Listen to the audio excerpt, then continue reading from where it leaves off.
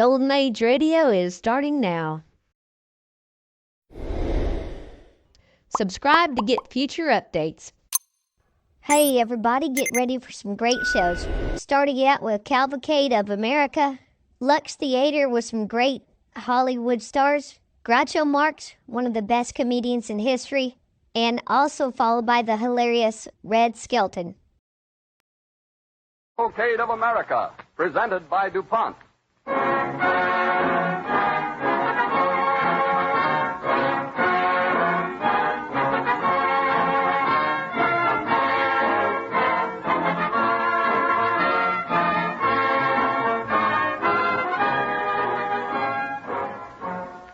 Just as the stories in tonight's program are about two journeys across the nation, so the whole series of programs in the Cavalcade of America presented by DuPont takes our listeners through the pageant of American progress. Each generation has marked new achievements, including those in the science of chemistry. As you sit at your radio tonight amidst the comforts of modern life, think for a moment of the work of chemists who have made many of those comforts possible. The ideal of the research chemist is well expressed in the phrase which has come to be known as the DuPont Chemist Pledge. Better things for better living through chemistry.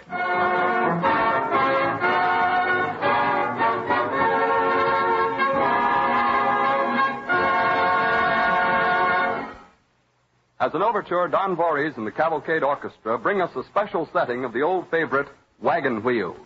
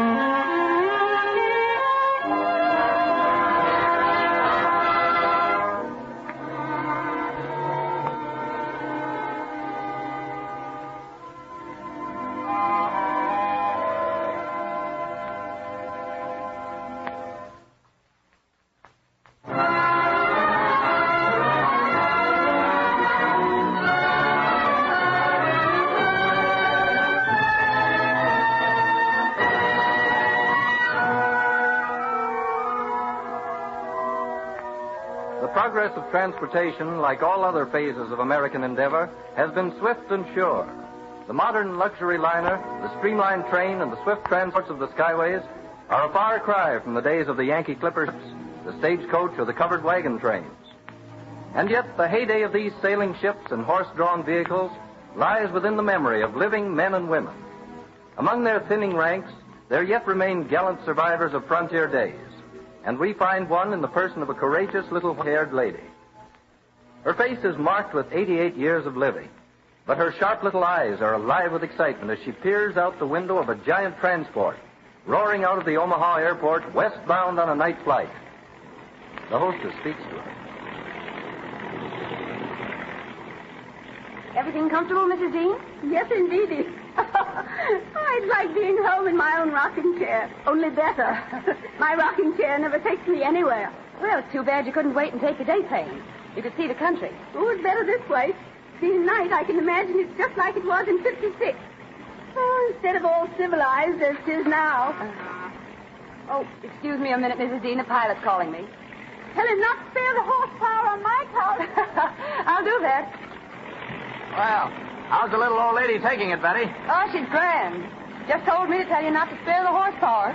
I'll tell her we're doing 190, but I'll push her up to 220 if she's in a hurry. Omaha calling Flight 12. Omaha calling Flight 12. Go ahead, Omaha. Cheyenne reports sleet, high winds, visibility 500, temperature 29. Watch for ice in your wings. Okay, Omaha. Tell Cheyenne to put on the coffee pot. We'll soon be coming in. Well, I hope for Mrs. Dean's sake we don't have to come down this side of Cheyenne. Now, don't worry about her. She'll stand this trip better than some of those modern girls back there. Yeah, she told me that she'd made this trip in 1856 in a covered wagon. It took them 3 months. Now she's doing it in 3 hours. Uh-oh. Somebody wants a cracker. See you later, Betty. I'll bring you a cup of tea. Hostess, Oh, yes, Kate? I'm hungry. What is there to eat? I have sandwiches. And would you care for tea or bouillon? Sandwiches, tea, and bouillon. Well, is that all you have to offer? Oh, I'm sorry. We don't serve meals on this run. Well, of all the stupid things. Now, don't be unreasonable, Diana. You had time to eat in Omaha. I wasn't hungry then, Father. I don't see why we have to put up with so many inconveniences in this day and age. If you pardon an old lady butting into things that's none of her business, I'd say you don't know the meaning of inconveniences. I'd like to have had you along on the trip we made out of Omaha in 1856. Do you mean to say you made a trip then? Why, that was in the days of the covered wagons. Canastogas, we called them. I was 8 years old when I crossed with my father, Silas Perry. It must have been terribly hard. There were folks that thought so then, even then. Won't you tell us about it? Oh, sure. It's just an old lady's tale. Please tell us about it. How long did it take? Well, our wagon train was the first out of Omaha after the spring thaw of 56. As well as I recollect, there was 40 wagons in the train to start with, nigh on to 200 men and women folks and a whole passel of young ones. Like a little town moving on wheels. The head scout, one night, was leading us across the Indian country to the Rocky Mountains. Pulled the men folks together outside the wagons, what had been drawn into a close circle for protection against a surprise attack.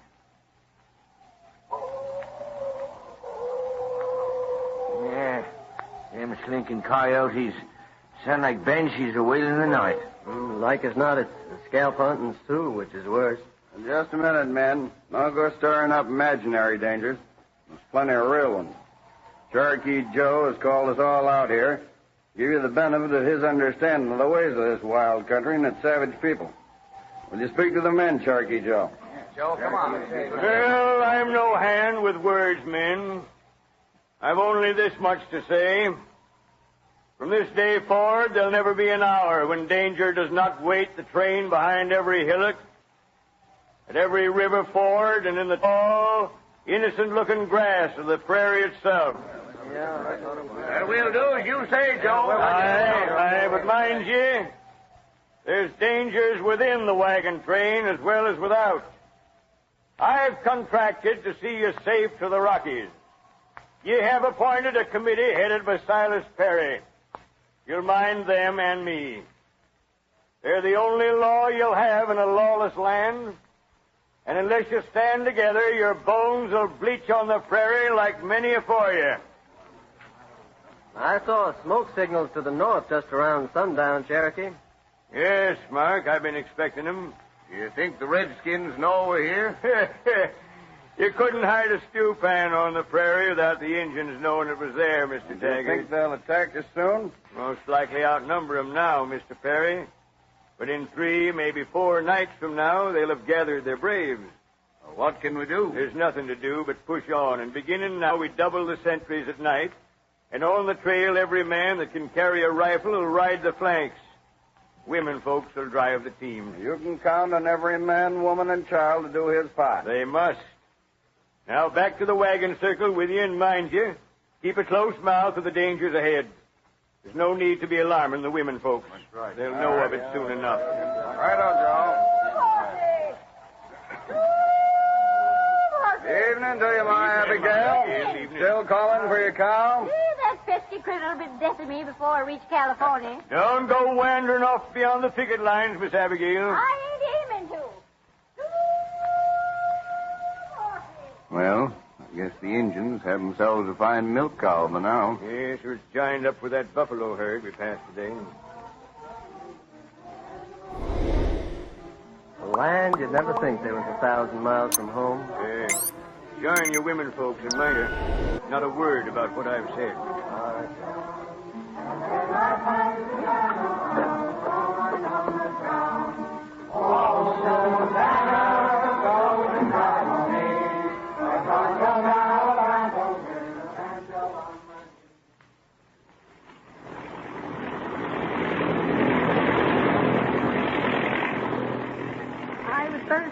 But I recollect those nights and the singing around the campfires. We were happy, dreaming about our new homes beyond the mountains. My mother joined in the singing, not suspecting the terrible blow that was to strike us the next day. It was near sunset when we reached another ford of the river. Our wagon was near the end of the train. The river was swollen with melted snow and filled with ice. Don't worry, when the oxen go into the stream there, they'll swim. Just hold the rein.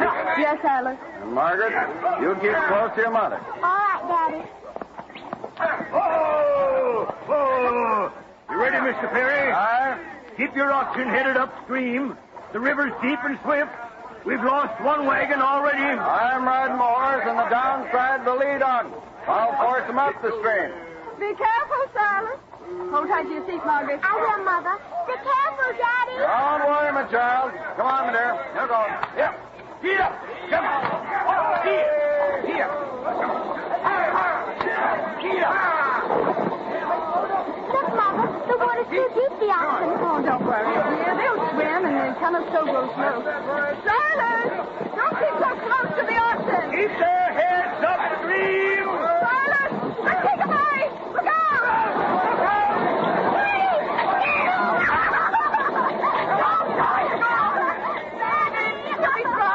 Get your wagon across, ma'am. I'll find him if I can.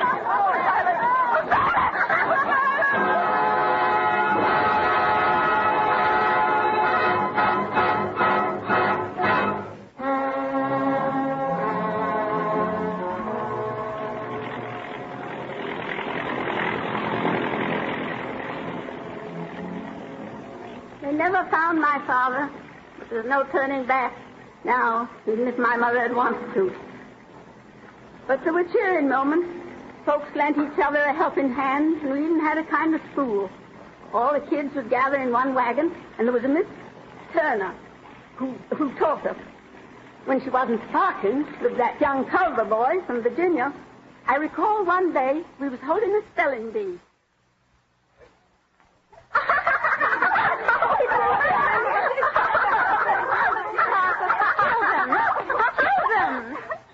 How do you expect to learn to read and spell if you're cut up this way? Ephraim Clay, you started this. That Yankee Jones kid stuck me with an arrow. I didn't stick 'em hard, Miss Turner. An arrow? Where did you get it? My pappy found it in the grass yesterday. It's a real engine arrow. Here, look at it. Put it away. And don't you dare stick any of the children again. Yes, I won't.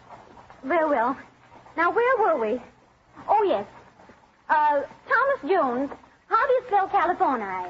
California, C-A, C-A-L-E-S. Wrong. Ephraim Clay. Spell California. I can't. But I can spell Kentucky. Is that where I come from? I can spell it, Miss Turner. C-A-L-I-F-I-F. O-R-O-N-I-A. California. That's very good, Margaret.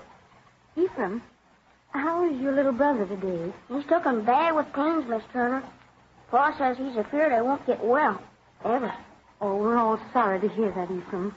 But I'm sure little Tommy will get well. Oh, look, Miss Turner. Here comes Mark Cobra riding down the line of wagons. No, never mind, children. We've lessons to do. Miss Turner's got a bow. Miss Turner's got a ball. Miss Turner's got a ball. How do you like your lady schoolmarm? Oh, swell, Mr. Culver. She don't whoop us much. That's why they don't take duty at lady schoolmarms as a general thing. Hello, Jesse. Why aren't you out guarding us against the Indians? Well, I'm on sentinel duty tonight. I thought I'd drop by and ask if you'd go for a walk with me tonight when the train comes. Well, I'll think about it. I'll come over by your wagon. Well, kids, what are you learning? How to spell. Well, here's one for teacher. How do you spell love, Miss Turner? Say, he'd rather sing. How about giving us a tune on that guitar of yours? Sure thing. Mr. Cobra carries the guitar to scare the Indians with. Let's scare some now. Green grow the lilacs all sparkling with dew. And I'm lonely, my darling, stands parting with you. Means you, Miss Turner. And by our next meeting, I hope to prove true and change the green lilac for the red, white, and blue.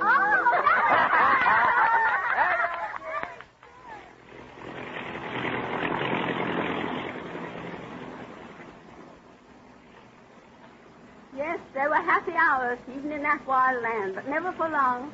That same night, the alien child of the Clay family passed away, and there was a task to be done that was mighty sad. In the darkness of the moonless night, those who were not on sentry post gathered on the treeless prairie to pay their last respects to the little one. Earth unto the earth returneth. O Heavenly Father, consecrate this ground in the name of thy own beloved Son.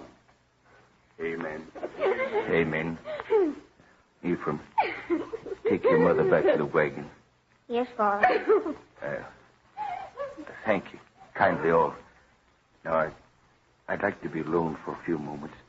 What have you in your hand, Brother Clay? It's only a little cross of wood with his name carved upon it. It'll grieve you, I know, man. But you must not put it by the grave. You're not telling me I must leave my son here in this wilderness of grass and sand with nothing to mark his resting place? If you mark it, the Indians will find it. Ye would not want that. No, I did not think of that. You're right. We must leave no sign, no mark upon this lonely plain.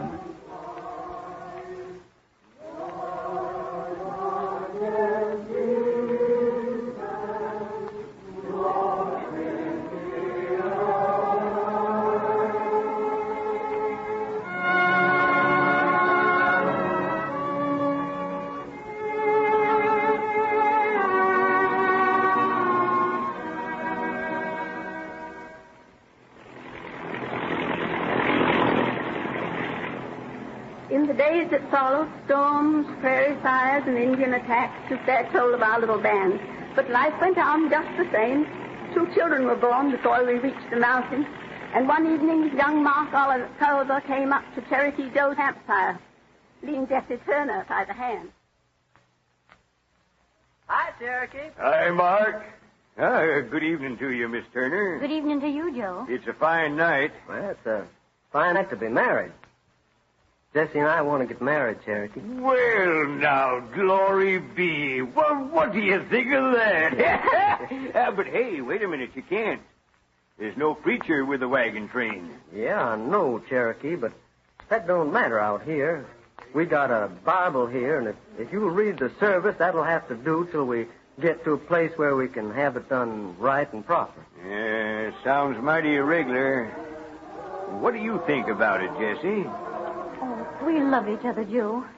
I don't think it'd be wrong. Well, then I reckon... Oh, I know you do it, Cherokee. Now, here's the Bible, and I'll go get some witnesses. Hey, wait a bit. I'd do this for you gladly, but I can't read. Oh, gosh, that's right, you can. No. Let's see, who can we get?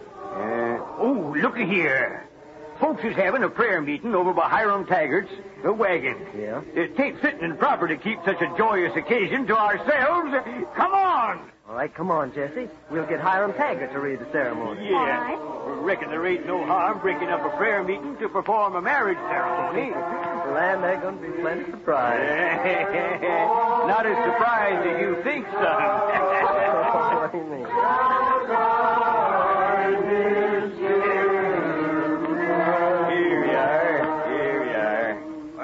Welcome to our little meeting, Cherokee. Thank you. Sing Rock of Ages. Just a minute, folks. Before you do any more singing, these young folks would like a marriage ceremony performed. Yes, but we have no preacher, Cherokee. Well, Mr. Taggart, you've presided over 3 christenings, and you've read the good book over graves of your departed ones. I have that. Well, I am not what you might call a religious man, but it seems to me that marrying ain't no more sacred than them occasions that mark the beginning and the end of this life. We'd be awful grateful if you performed the ceremony, Mr. Taggart. Well, all right, I'll do it. But you'd best have it done over again when you reach California. What 2 of you stand up with these young people? Since you've no near kin of your own, Miss Turner, I'll give you away if you let me. Oh, thank you, Joe. There's no one I'd rather have. I'll stand as witness. Fine. Now, if you 2 join your hands, your right hand. Join hands, that's right. Cherokee, quick! In the moonlight we saw them. A band of Sioux riding down from the north. What? Sioux? Band of Sioux Listen, riding down from the north. We'll keep the women singing, and the Indians will think we're not ready. Start singing, girls! All right. Come on, let's sing. Hurry up now, Mr. Taggart, hurry up. Taggart, quick, read the vows. This time. Jesse, do you take Mark Culliver to be thy wedded husband? I do. Mark, do you take Jessie Turner to be thy wedded wife? I do. Then I pronounce you man and wife until death do you part. Good. Quick, men, to your fist. Oh, Jesse, honey, I'll be back.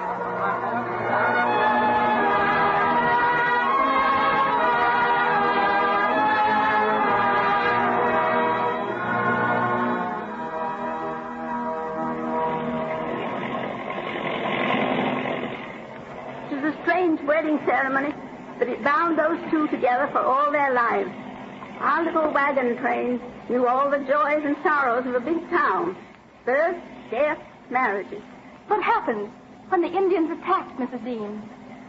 Our men beat off the Indians, and after many more weeks of hardships and suffering, our wagon trail rolled over the Great Divide and into California, the land of promise. And to think that within your own lifetime you're able to span the continent in a single day. Those were the days of real men and women. No more than today. I'd have gone across prairies to those 2 young men that are piloting this airplane, and that nice young hostess who waits on us. She's brave. I'm afraid I wouldn't have been much help to your covered wagon train, Mrs. Dean. I wouldn't say that, child. Oh, I'm an awful coward. I wouldn't say you were. Here you are, thousands of feet in the clouds, flying like the wind and taking it as a matter of course. Oh, well, that's different. Oh, is it not so much? It's all what we're used to. Excuse me, please. They're calling me. I wonder if we're nearly there. Don't think so. Oh, but there goes the lights on. Fasten the seatbelts. Everybody's belt fastened? What's that for? We're not due for 15 minutes, are we? No, but we're going to make an emergency landing. I see. Let me help fasten your belt, Mrs. Dean. What for? Ain't they going to jump out the window? Oh, please, you must, Mrs. Dean. This is a forced landing. We may hit something. Yes, you buckle it this way. My goodness gracious, for a girl that thinks she's scared, you're acting cool as a cucumber. But I'm not. I'm scared silly. Don't worry, Mrs. Dean. Everything's all right. I ain't worrying. Give me your hand, Mrs. Dean. I figured you'd come through all right. If you end time train this. There's the ground. Mrs. Dean, are you all right? Of course I am. Oh, thank goodness. Well, we won't be here long. We've radioed ahead, and the boys from the airport are sending cars right now. My, that radio is simply amazing. You're amazing, Mrs. Dean. I never saw anyone so calm. Land sakes, Charles. You'd have been right to home in those covered wagon days yourself.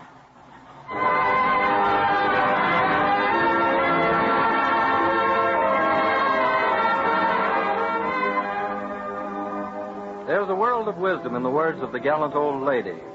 She knew the rugged courage of covered wagon days, yet recognized in her pilots and fellow passengers that self-same courage.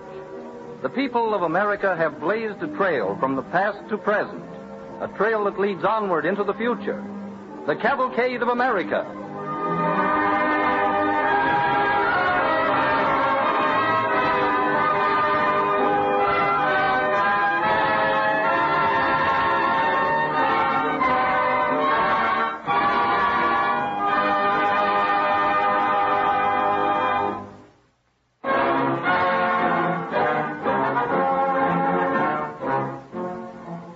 The tremendous strides made by transportation in recent years almost literally have made the nation a neighborhood, with the typical characteristics of each section familiar to nearly everyone.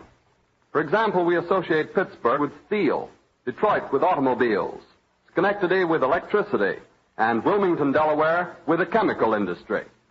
Yet, curiously enough, though the DuPont Company has had its headquarters in Wilmington for 134 years, and still maintains its main offices and principal research laboratories in that city, DuPont has no chemical manufacturing plants at all in Wilmington, and only 2 in Delaware. Chemistry has moved forward with complete disregard of geographical lines. 7 DuPont plants dot New England, where America's chemical industry began. But as the nation pushed west and south, chemistry marched with it. In all, DuPont maintains 76 factories located in every part of the country, producing chemical products to aid in the manufacture of steel, the mining of coal, the weaving of textiles, the fabrication of rubber, the refining of oil, and an almost endless list of other useful activities. Thus, the DuPont Company's chemical production is as national as the language.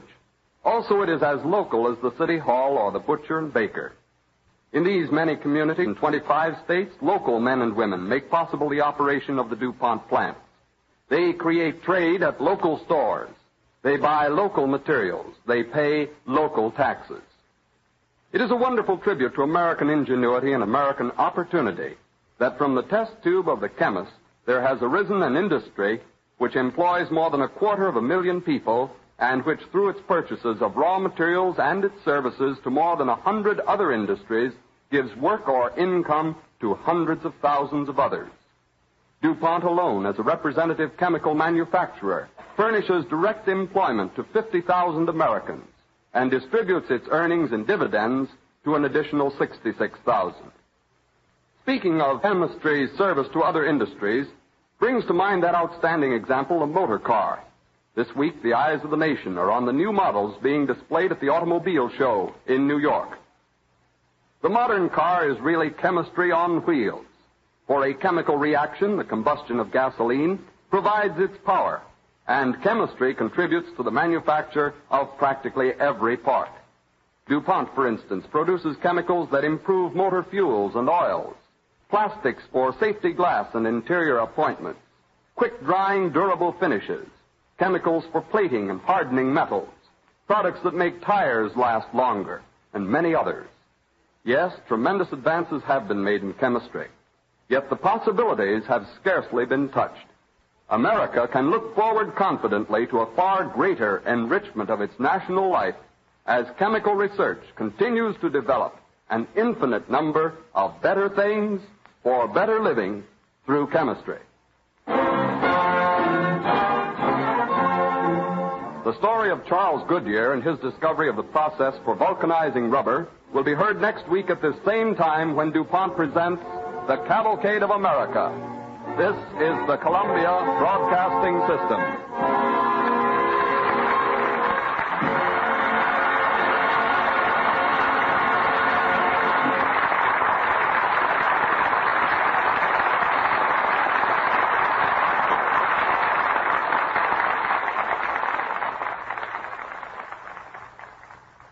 You are listening to Golden Age Radio, rumble.com/C/GAR. Brought to you by G3PL.com.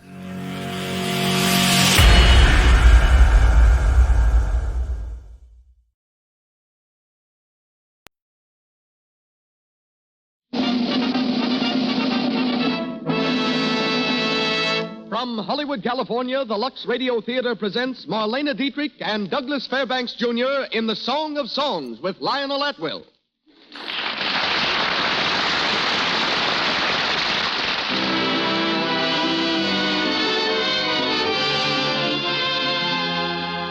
Lux presents Hollywood. We want to thank all of you for your loyalty to our product, Lux Flakes, the loyalty which makes this program possible. The lights of our marquee blaze forth tonight with the names of Marlene Dietrich, Douglas Fairbanks Jr., Lionel Atwill, and Pedro de Cordova. And as guests, Walt Disney, creator of Mickey Mouse and the Silly Symphonies. Louis Silvers conducts our orchestra, and our entire production is under the direction of Hollywood's master showman. Ladies and gentlemen, Mr. Cecil B. DeMille.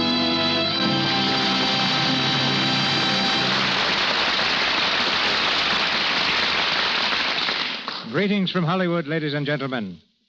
The taxicab drivers of New York are known as the most efficient, London's the most patient, and those of Paris the most impetuous and chivalrous in the world.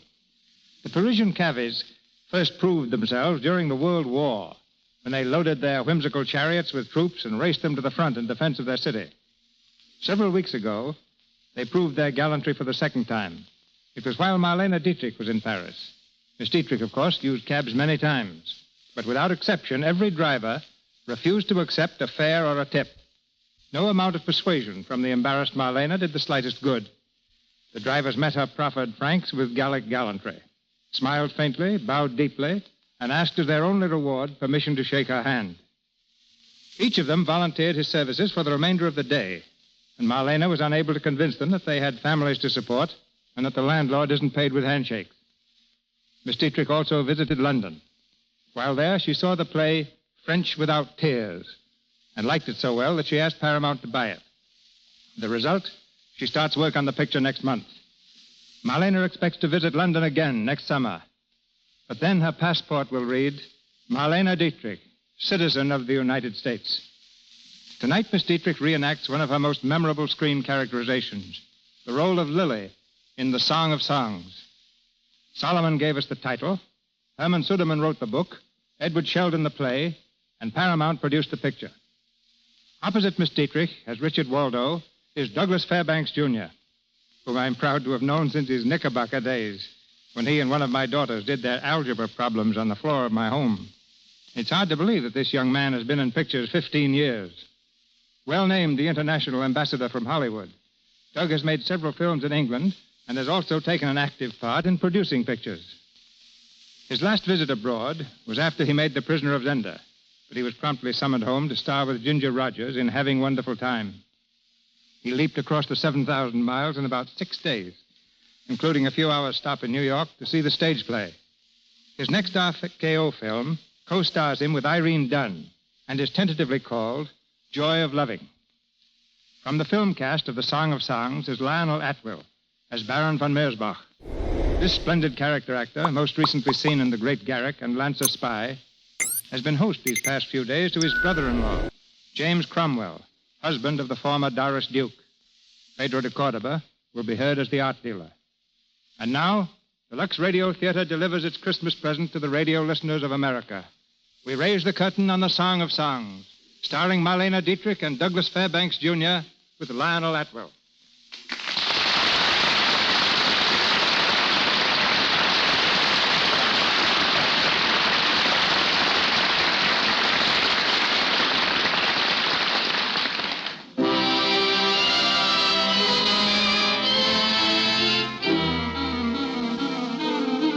The Orient Express, Berlin to Constantinople, threads its way across the hills of Central Europe.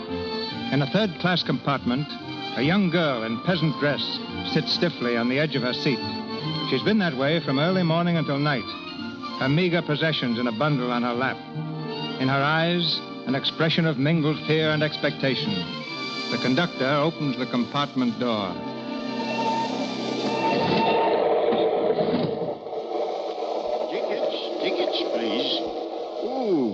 evening, Fräulein. Good evening. Well, we're almost there now. A few more minutes. You will let me know when we come to Vienna. You'll know it. Vienna never sleeps. Is this your first visit? Yes, I'm going to my aunt. Oh, you will like it in Vienna, Fräulein. Thank you. It frightens me a little. You'll get used to it. Tickets.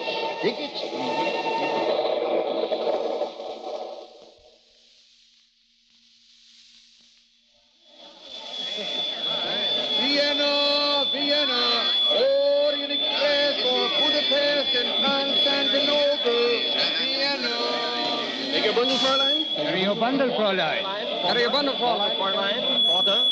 Carriage, Fräulein. Carriage here, carriage, Fräulein. Carriage, Fräulein. Any place in Vienna. Right here, Fräulein. Now take your bundle. Thank you. Where to, Fräulein? This address, please. It's written on the card. I don't know where it is. Oh, I'll find it. Don't worry about that, Fräulein. It's a bookshop. Bookshop. We'll be there in no time. Get in, Fräulein. Get in, please. Get in.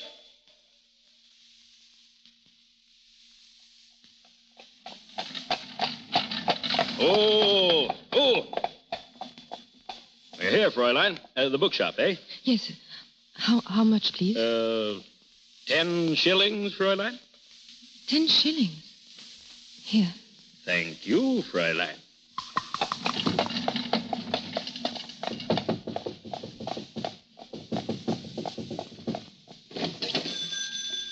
What is it?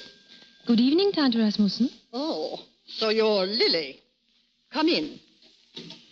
Did you have to arrive in the middle of the night? It was the only train I could get, Tante Rasmussen. Well, aren't you going to kiss your old aunt? Of course. Let me look at you. I'd forgotten people wore clothes like that. They're all I have. Well, come on. You'll find this room in here behind the shop. I've got it fixed for you. Go on. Thank you. What have you got in that bundle? Just a few things. Open it up. It's just a comb and my brush. What's this? A Bible? It was my father's. Is that all your scamp of a father left you? A Bible? He wasn't a scamp. He was a good man. I don't know what he was good for, dying off and leaving you a charge on your distant relations. Well, at least he taught you to read. That's something. You may be some use about the shop after all. Father was a good man. Every night these last few years since he got sick, he used to make me read to him from this. The Lamentations of Job, no doubt. No, the Song of Solomon. He loved it best. The Song of Songs. It's beautiful. Beautiful? He was a good man. All right. Have you had your supper? I'm not hungry, thanks. Then you might as well go to bed. In the morning, I'll start teaching you about the books. I lock up tonight, but after this, you do it. Yes, Tante. Now, get to bed. And don't keep the lamp on all night reading your Song of Songs. I don't have to read it anymore. I know it by heart. Good night. Good night, Tante.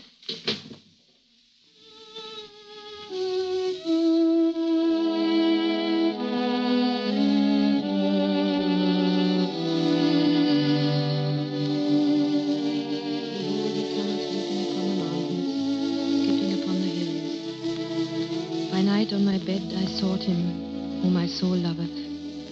I sought him, but I found him not. I will rise now and go about the city in the streets, and in the broad ways I will seek him, whom my soul loveth. I will seek him, whom my soul loveth.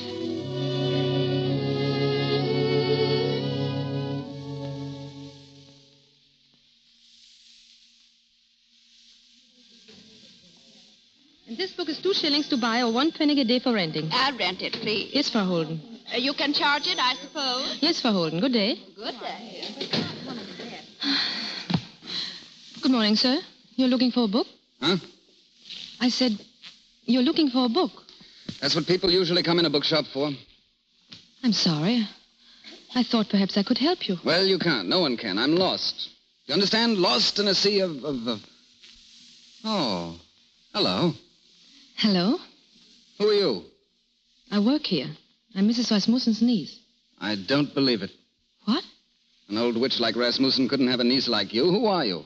I'm Mrs. Rasmussen's niece. Well, you ought to know. How long have you been here? Just a little while. What kind of book were you looking for, please? Book? What have you got on sculpturing? There's some on the shelf over here. Oh, I've got those. Read them all, cover to cover, nothing in them. Then I don't know. What I need is something inspirational. Inspirational? Yes, you know, something that'll make you work when you don't want to. I'm afraid I can't help you. No? Well, I wouldn't be too sure about that. You are Mr. Waldo, aren't you? That's right. Richard Waldo, New York, Paris, and Vienna. How did you know? I've heard some of the people talk of you. People that come in the shop. Oh, yes? What did they say? Well, they said that... Never mind. I don't want to hear it. Did you ever model? Model? For an artist, for a sculptor? Oh, no. Well, you ought to. You're beautiful. Please, Don't be so modest. I didn't say you're a beautiful woman. I said you're a beautiful model. There's a difference. Oh, is there? How would you like to model for me? Oh, but I couldn't. Don't be silly. Let me see your profile. But you don't know. Perfect. You'd be a wonderful model. But my aunt... No, your aunt's too fat. Now, look. You come to my studio, 7 o'clock. It's just across the street, 3rd floor, on your right.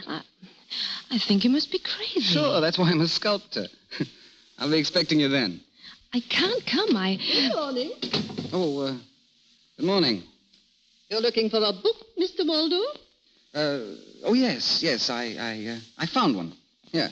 You'll send that over to my studio, please? Of course. Thank you. Well, good morning. Good morning. Good morning. Good morning. What book is that? What? That book he bought. Let me see it.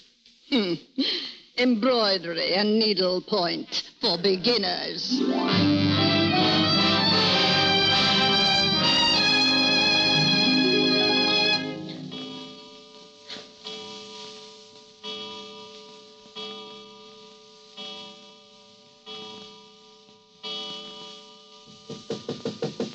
Come in. Well, who is it? Oh. You told me to come. Of course, come in. I've been expecting you. I brought your book. Oh, that. Thank you. Sit down. No, I can't stay. Tante Rasmussen doesn't know I'm here. If she did, What's the matter? You're not afraid of her? Yes. So am I. Is this where you work? Yes, it's messy, but it's home. Look, I made some sketches of you already. Like to see them? Sketches of me? Yes, from memory. I've got a figure to do, life-size marble. These are studies for it. They're not very good. Oh, I think they're beautiful. But they're not like me. You don't think so? Oh, this one is like someone in the Bible. What's that? Let me see. You know, the girl in the Song of Songs. The way I see her. Young, very fair. She has never loved. But she knows that one day she will. And that's what she waits for. Standing so straight, her head high, listening, waiting. Don't move. What? Don't move. But I don't know what... Put your arms down, close to your sides. Palms out, head up. Up. That's it. The Song of Songs. It's perfect. Please, if you don't mind. It's just what I've been looking for. Get up on that platform over there. But I can't. What's your name? My name is Lily, Then don't argue, Lily. Now, take the same pose. Come on. We'll make a sketch first.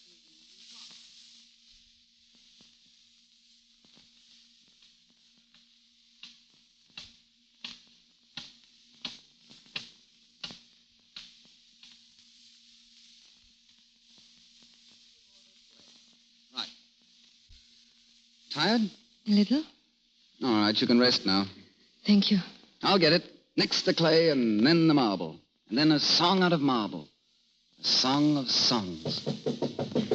Who is it? Am I welcome? Oh, come in. I was passing and saw your light. I thought I'd come up and see how you were getting along with my statue. Well, I made a sketch of it. Like it? Very good. Well, you see what I'm getting at. I think so. Very interesting. Aren't you going to introduce me? Oh, sorry. Baron von Merzbach. Lily. How do you do? How do you do? So you are Richard's inspiration, huh? These artists are privileged people. I think I'd better go now. Oh, please, don't run away on my account. You see, I'm not altogether an intruder. The statue our young friend is to make of you will belong to me. It's late. I really have to go. Good night. Good night. Tomorrow evening? I try. A lovely girl. Where did you find her? Oh, I ran across her. Oh, she's not a professional model? No, she works in the bookshop across the way. Why? Well, she interests me. Oh, yes? But of course, Richard, if there's any reason why I shouldn't... None at all. She's nothing to me. Oh, that's fine. Because she interests me very much.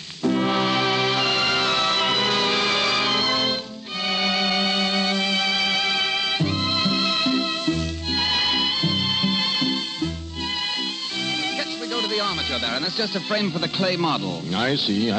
Now, don't move, Lily. It's very rough yet, but in a few weeks it'll... Be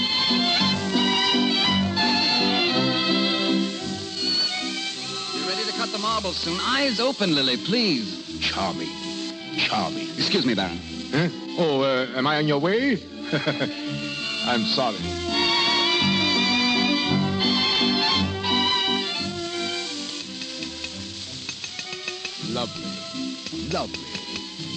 Lovely. The marble is superb. And when do you suppose it will be finished? Oh, I don't know. By New Year's, perhaps. Sooner if you'd let us alone, Baron. Oh, my friend, you're annoyed with me. Oh, very well. I'll not come again. I will keep out of your way. Huh?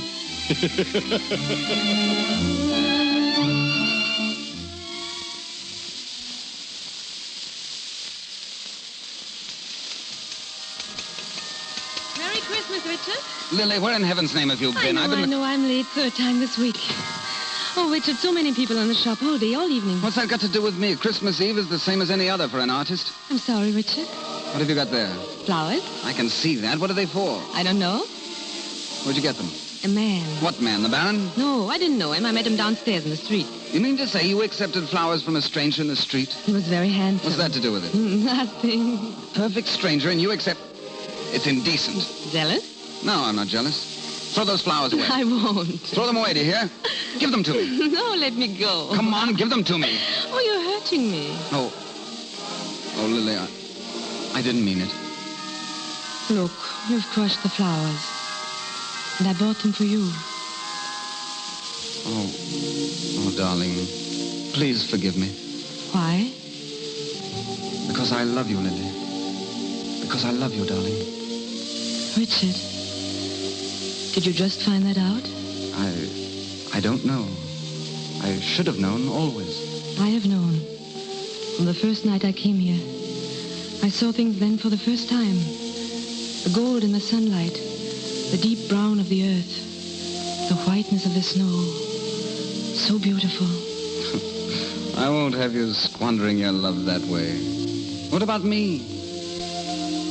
When I put my hands on the earth, it's you I'm touching. The wind on my face is your kiss. You are in everything I think and feel and do, and will be till I die. You feel that way? You shouldn't, Lily. Shouldn't? Why? Don't love too much, ever. We weren't made to love that much. You don't want me to love you? Yes, I do. I do, Lily. Then that's my way. The way of the girl you have carved from the cold stone. But her heart is not cold. And she says, set me as a seal upon thine arm, as a seal upon thine heart. For love is strong as death.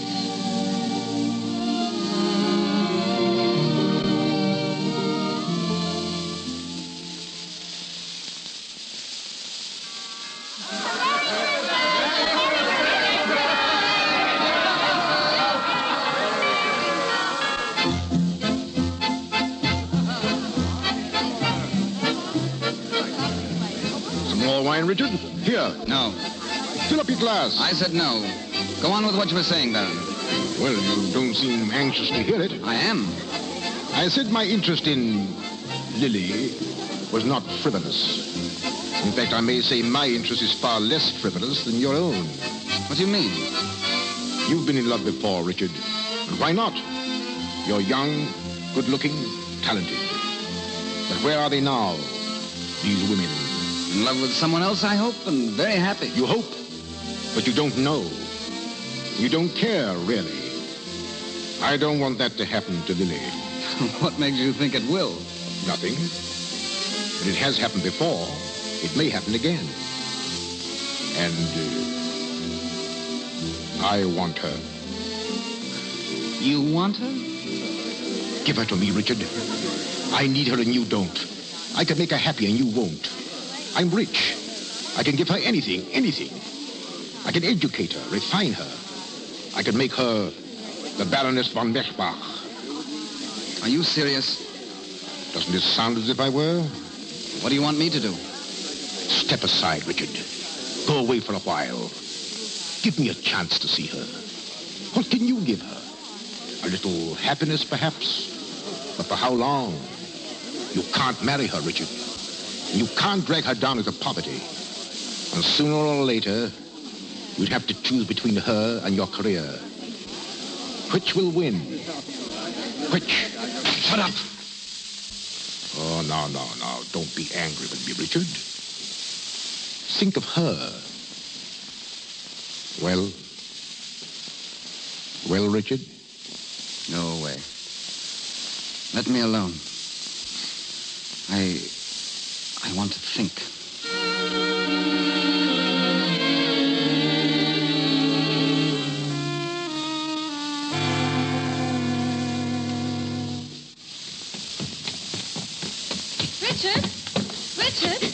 Richard, why don't you...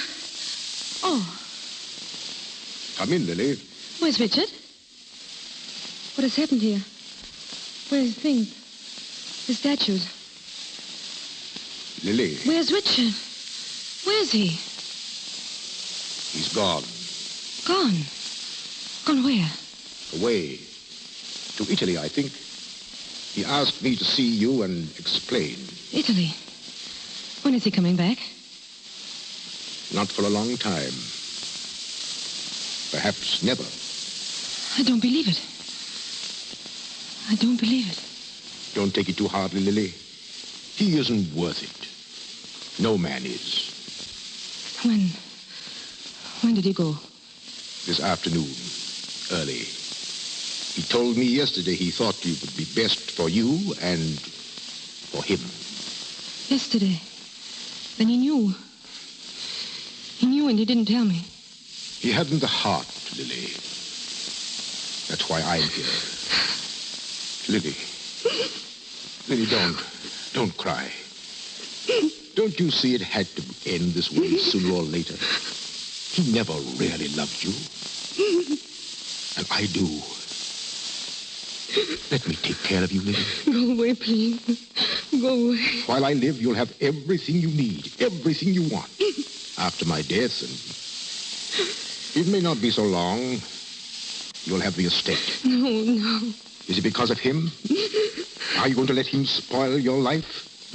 He didn't let you disturb his. He didn't consider you his equal. Well, I do. Come with me and I'll make you his equal. I'll clothe you and teach you. I'll make a great lady out of you. I'll make you my wife. My wife, Lily. And when you meet him again, you'll be the Baroness von Meschbach. The Baroness, Lily. And he'll be nobody. Obscure, penniless, living in garrets. You can buy a statue from him, perhaps, for charity's sake. Is it worth it, Lily? For his lies? There were lies. All of them. Then let me help you, Lily. Make him pay for them. Oh, it will be sweet, Lily. Yes. It will be sweet.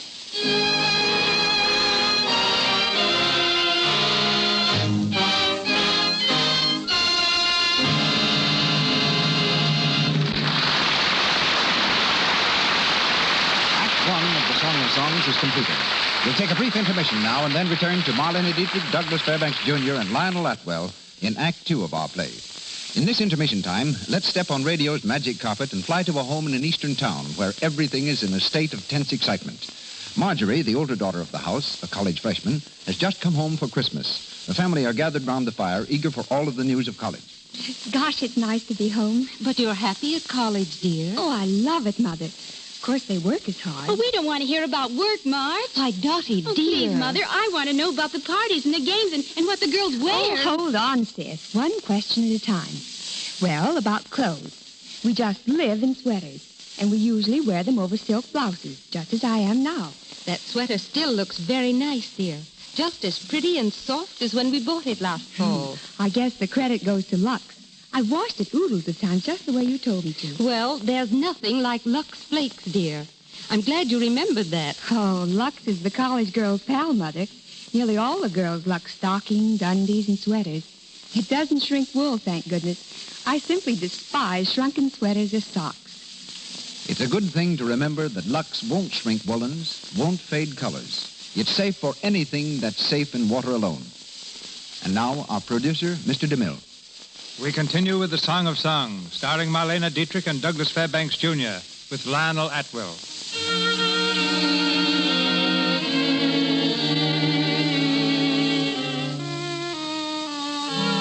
A year has passed, a long, dull year filled with bitterness and disillusionment. As the Baroness von Merzbach, Lily lives only for the time when she will see Richard again, to humble him with the difference in their rank. The Baron, failing in health, has grown jealous of his young wife. In the library of their country house, he stands by the window looking out. Suddenly he turns and addresses the housekeeper savagely. Where is she? Where is she? I've told you. For the fourth time, she's gone riding. Doesn't she know we are having guests? I told her that.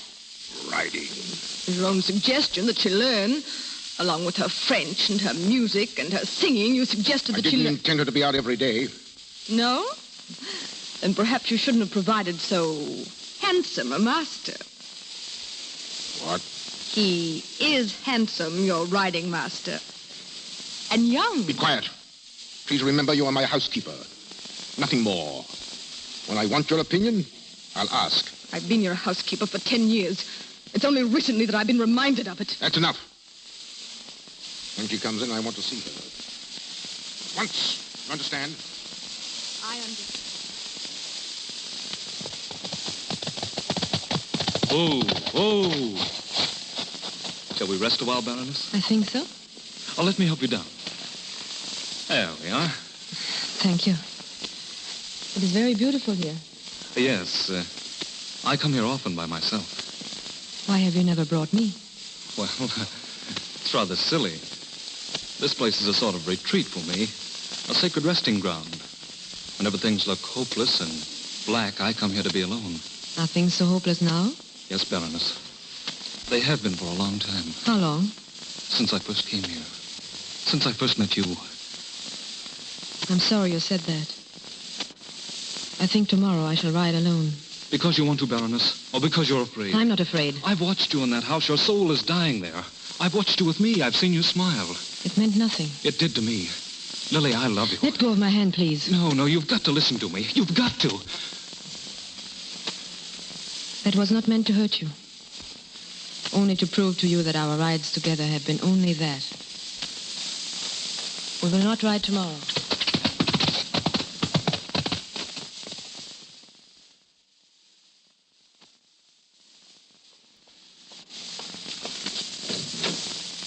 Well, so you've decided to come back.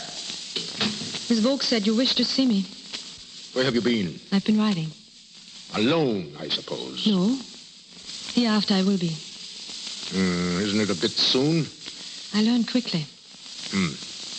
Well, you better go and get dressed. Yes, I will. We're having guests for dinner, or I should say, guest. Our friend Richard is coming. What? You're surprised, eh? He's coming here tonight? Yes. And you must look your prettiest, my dear. I want to see you together. You and your old friend, the starving artist and the Baroness von Merzbach. Sit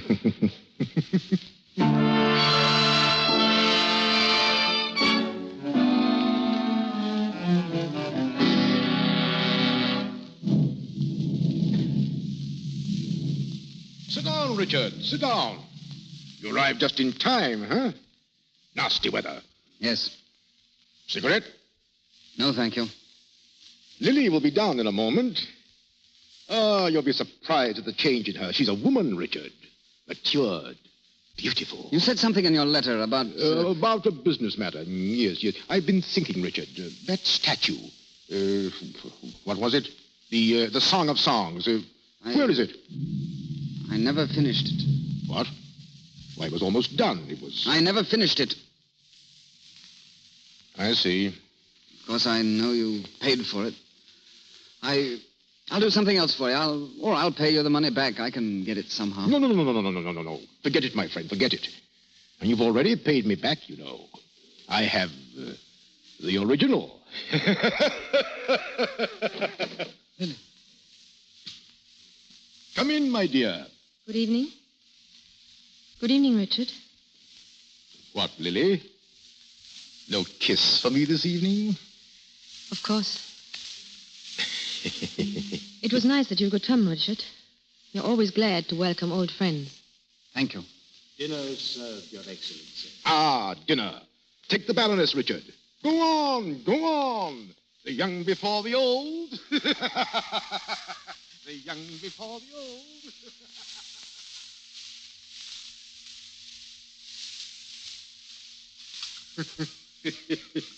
And he said he never finished it. Never finished the statue after spending months of work on it. There's an artist for you.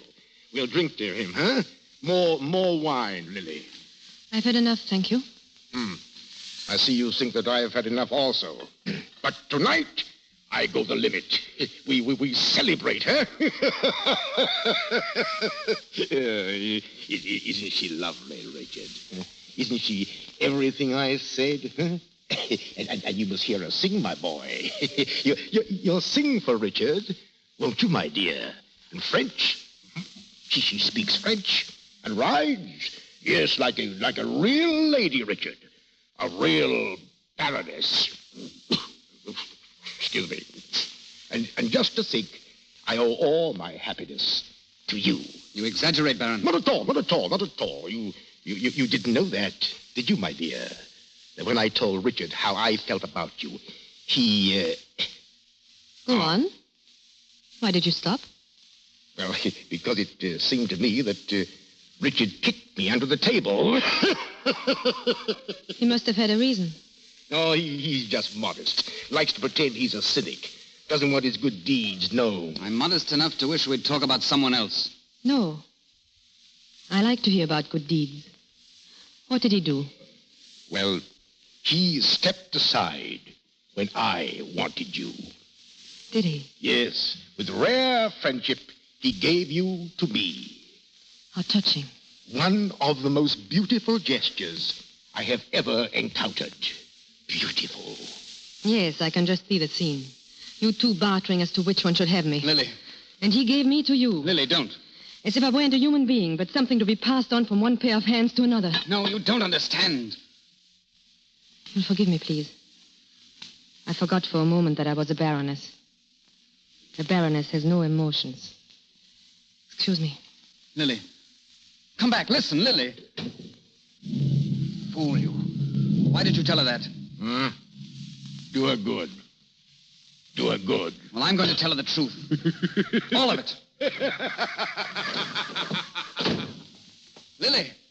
Lily, where are you? Lily! I beg your pardon, sir. The Baroness has gone out. Which way? Along the garden path, sir. Toward the lodge. I'm rather worried. Lily! Lily, where are you? Lily, wait! Wait! Where are you going? Let me alone. You can't go running around in the dark. Listen to me. I've had enough for one night. You haven't heard anything. You're coming away from here. I'm taking you back to Vienna with me tonight. You think I would go with you now? You've got to. You can't stay here any longer. I won't let you stay. I can see what it's doing to you. Lily. Let me go. I thought I wanted to see you again. I don't. I thought it would give me strength to see you crawl before me. Well, it doesn't. You're not even that much good to me. Lily, don't. Don't hate me so. I want to help you. Help me? That's what he said. He wanted to help me, too. Well, I don't need your help. I have everything I want. Except love, and you can't live without love. I have that, too. What? Yes, I have that, too. There's a boy here. A boy who loves me. I'm going to him now. You're lying. Am I? Do you see that light between the trees? He lives there, in the lodge. I'm going to him now. Lily, don't. Have I hurt you, Richard? Is there an ache in your throat? Do your eyes sting like fire? Mine did. I love you, Lily. Richard, don't love too much. We weren't made to love that much. Goodbye. Lily! Lily!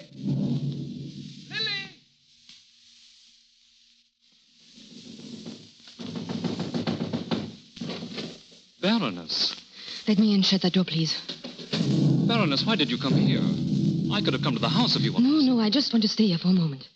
But this afternoon, you said. This has nothing to do with this afternoon. I don't understand. There's nothing for you to understand. I want to stay here, that's all. I'm sorry. You may sit down. But do you think it's quite safe? If anyone saw you come here, Baroness... Someone did see me. What? I meant him to see me. He'll be gone soon, and then I'll leave. But you'll never get back if the storm breaks. That struck close. Did you feel it? I thought I heard... Stay where you are, please. Look, that light. It's fire. It struck out there on the porch. The whole place will be blazing in a minute. Come on. We can't get out that way. It's a furnace. The whole front of the lodge. Come on, the back way, quickly. We can go through the... Baroness, don't stand there. Baroness! Baroness, are you mad? The whole place is...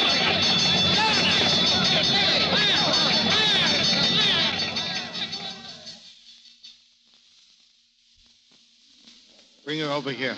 Is she still unconscious? Lay her down on the ground. She's not burned. It's just smoke. I tried to get her out, but she wouldn't come.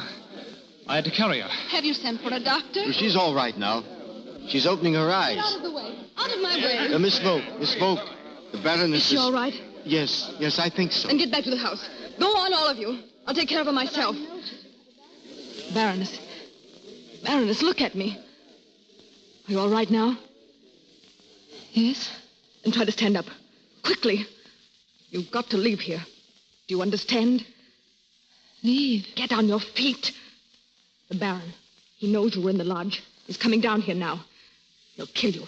He'll kill you if he finds you. Can you walk? Yes. We'll go by the back gate. Hold on to my arm. Take the road to the town. There's a train at midnight. We'll have to hurry. Here's money. Don't miss that train. Do you hear? Do you hear? I hear. Go on now. The gate's open. I'll send your things after you. Oh, you little fool, you. Where will you be? Where will you be? I don't know. I don't know.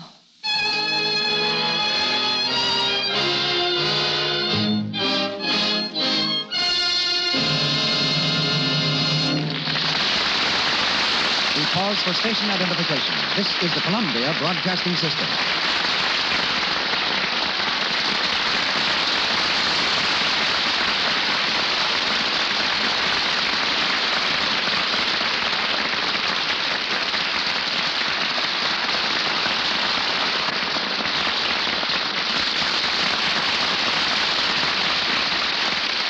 In a moment, Marlene Dietrich and Douglas Fairbanks Jr. with Lionel Atwill return to the stage for Act 3 of The Song of Songs. In this brief intermission, we bring you special Christmas news. A new way to make your Christmas tree more glittering, more exciting. Decorate it with real-looking snow. You can make it easily with Lux Flakes and apply it in no time. Here's how you do it. Pour a box of Lux Flakes into a big bowl or dishpan and add lukewarm water. You don't need much water, only about 2 scant cups to a big box of Lux. Then beat up with an egg beater. Soon you'll have a bowlful of pure white suds that look like whipped cream. Then, right away, take handfuls of this whipped-up mixture and spread with your fingers along the branches of your Christmas tree. While it's still moist, and if you want an even more glittering effect, sprinkle the tree with that shiny artificial Christmas snow you get in the stores. You'll have the loveliest effect imaginable. Your tree seems covered with glistening, soft, freshly fallen snow. This new way of decorating your Christmas tree is practical, too. It clings to the pine needles and keeps them from drying and falling off so soon. Try this easy, inexpensive tree decoration. White trees are smarter than ever this year. Remember, Lux Flakes, a little water, about 2 scant cups of water to a big box of Lux, and beat it with an egg beater. Remember to have a large box of Lux Flakes on hand so you'll have plenty of snow. Back now to Mr. DeMille, our stars, and play. Marlena Dietrich, Douglas Fairbanks Jr., and Lionel Atwell resume the Song of Songs.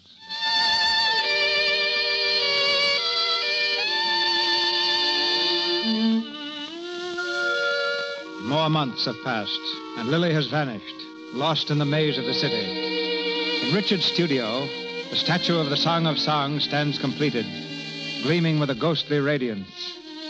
Richard, looking tired and worn, exhibits some of his work to a dealer. Here's one. There's Dove here. You can have it for 10 shillings. 10 shillings? That is very cheap. I need the money. Unfortunately, I have no need for the statue. Oh, there's a mate that goes with it. With the holidays coming on, you... Your holidays are not important in my shop. Oh. My clients... What's this? What? This life-size marble. Is it yours? Yes. The Song of Songs. Very beautiful.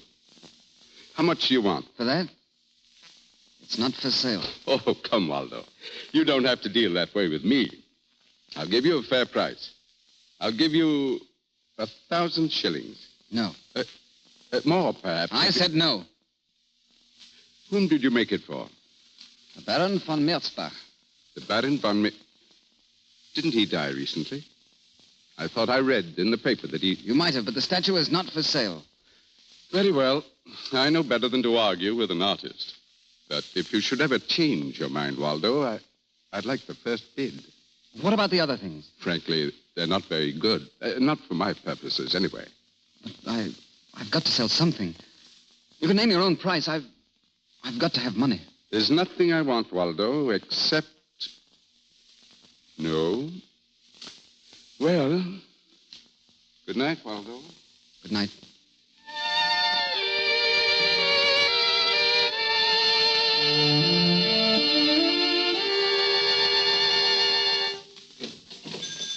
Good morning. Good morning. Something for the holidays? A gift, perhaps? Oh, it's you again. Good morning, Mrs. Rasmussen. Have you any word yet? No, I haven't. I should think you'd be tired of asking. You'll let me know, won't you? Oh, I'll let you know. I don't want her on my hands again. Ungrateful little fool. She'd be on velvet now if she'd had any sense. What with him dying. But did she think of me? Did she think once of her old aunt? No. Off she went. Where? I've looked every place. They've never even heard of her. Have you tried the gutter? She may be there. If she is, I put her there. And I'll bring her back.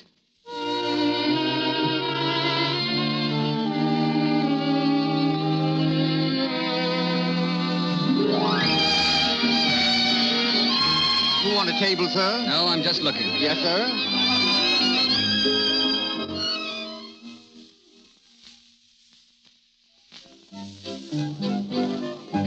Looking? What do you mean, looking? Don't you like it? People come here to spend. Then I'll get out.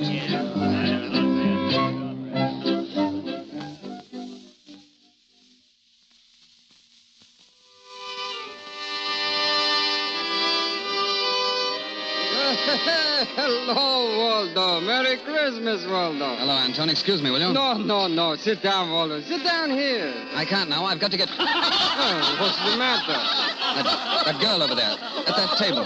Oh, that's Lily. She sings here. Tell her I want to see her, will you? Right away, outside. Oh, sure. Hey, Lily.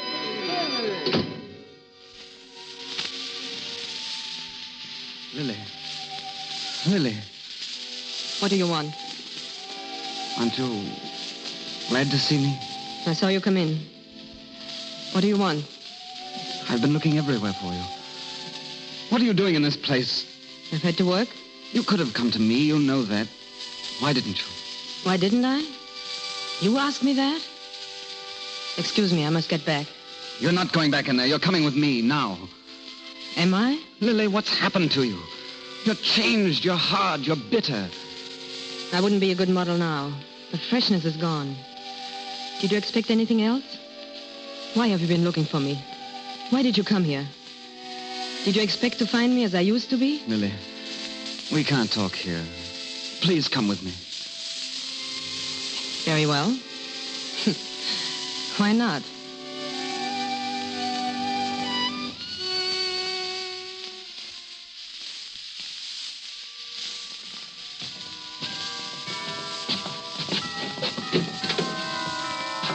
Go in, Lily.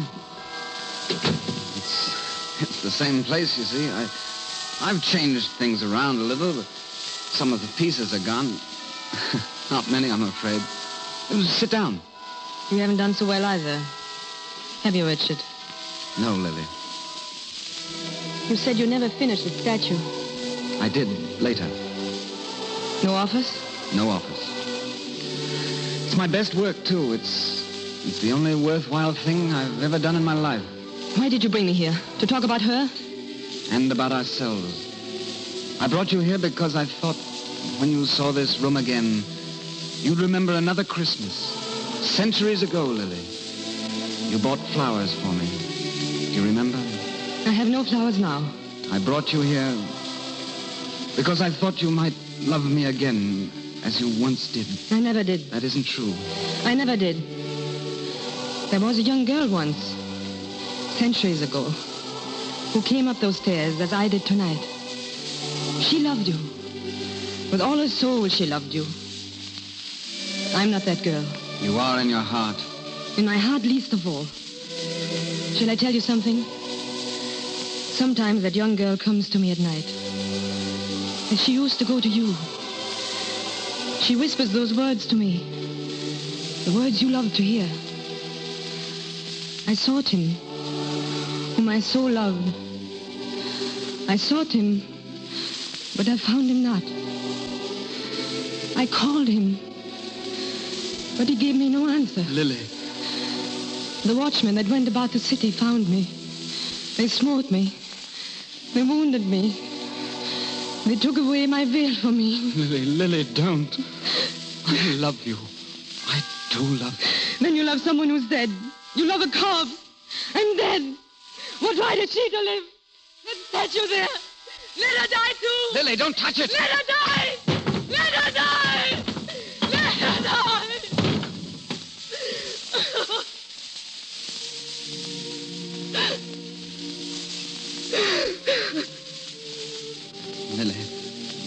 Lily, look at me.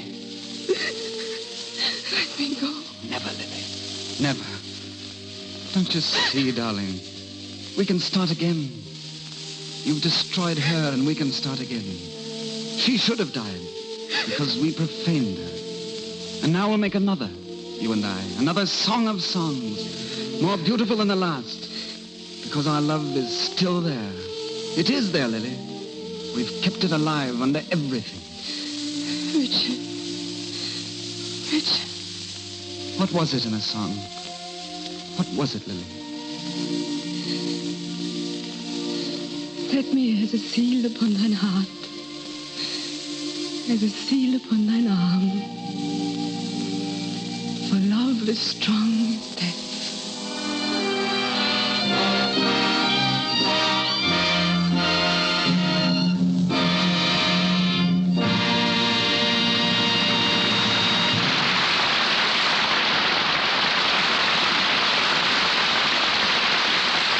The Song of Songs is ended.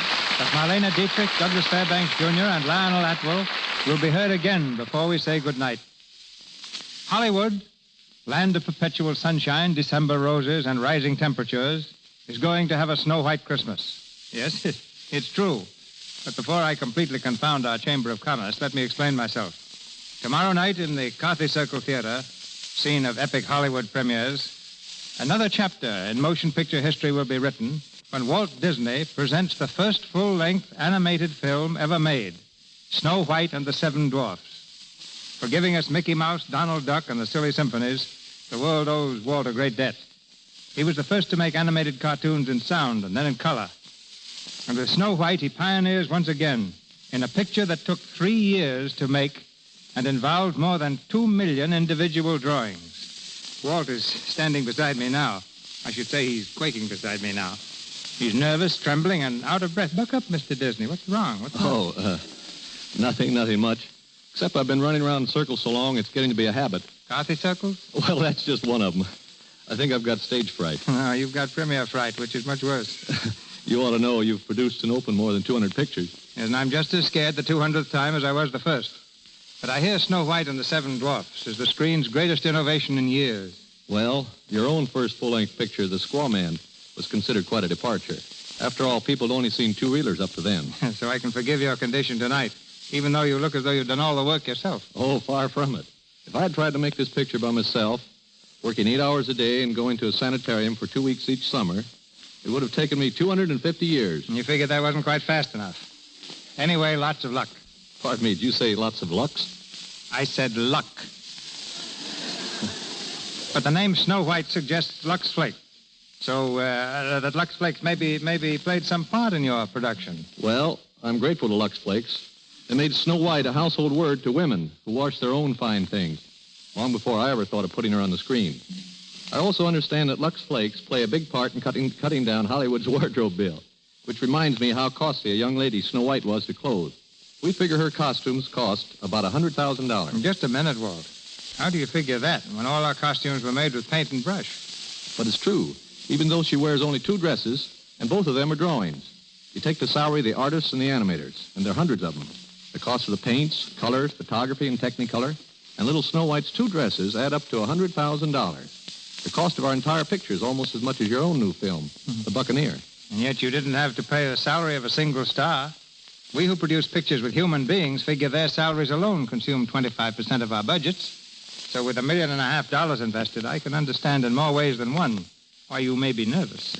I guess it wouldn't be normal if I weren't nervous. But Snow White is a goal we've been aiming at for 10 years. There won't be any Mickey Mouse or Donald Duck to attract the people. They'll all be brand new characters. And I suppose after Snow White is successfully launched, you'll sit back and take it easy for a while.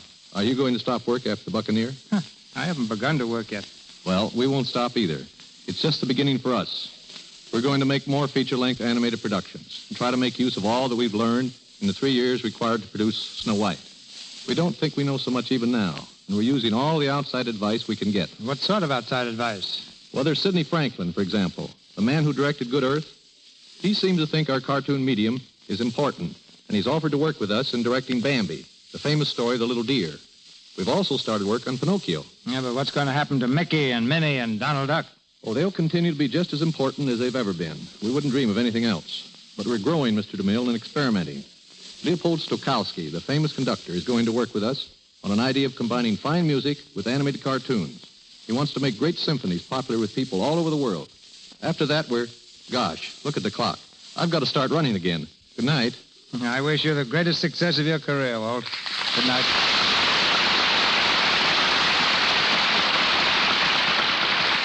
And now, in this season of Christmas stars, we bring you one of Hollywood's brightest, Marlene Dietrich.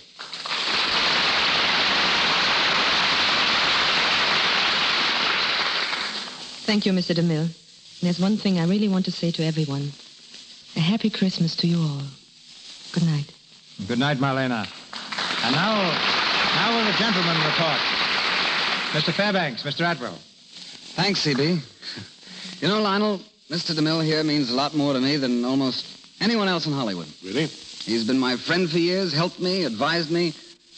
I really think a great deal of Mr. DeMille. I'm sure we all do. That's very kind, gentlemen, but after all, Doug, I don't think this is the time to... No, I want everyone to know what I think of you. For example, you like boats. You like to get away on the water. Peace, quiet, time to think things out. Any man who likes boats as much as you is bound to be a big man. You're not leading up to borrowing my boat by any chance, are you? Well, I thought if you weren't doing anything... Yes, and how are you, Lionel? Fine, C.B., thanks, fine. But speaking of hobbies, my stamp collection is really the... Of course, I have a boat of my own, but it's in England, on the Thames. And if you're ever over there, I want you to feel that my boat is yours. Now, Just take it any time and keep it as long as you want. But, Doug, I haven't the slightest idea of going to England. Well, that's all right. I just want you to know that it's there when you do go. Well, thanks. That's very generous. And now, as man to man, I'm planning a little fishing trip. Do you think you could... No. No? No. Oh. I haven't forgotten the last time I loaned my boat to you and Bob Montgomery and Lawrence Olivier. You filled it full of swordfish. The next time I took it out, it smelled like a hot Friday on the waterfront. I needed a surgical mask to walk up the gangplank. Oh, that. Well, Lionel, about your stamp collection. Oh, then you did loan Doug your boat, Mr. DeMille. I certainly did. Oh. Once.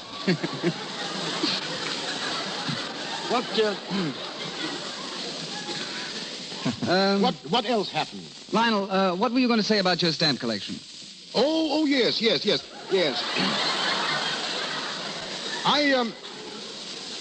I have a block of 1855 Mexican. Lionel, while I think of it, do you have a yacht? Yes. Yes. Yeah, but about those stamps, I've never seen anything like... Mr. DeMille, don't you think that Lionel's a great actor? I mean, his performance tonight, the work he does on the screen. Why, if I just had 1/10 of the... Yes, Doug. Yes, Lionel? My boat's in dry dock for the winter.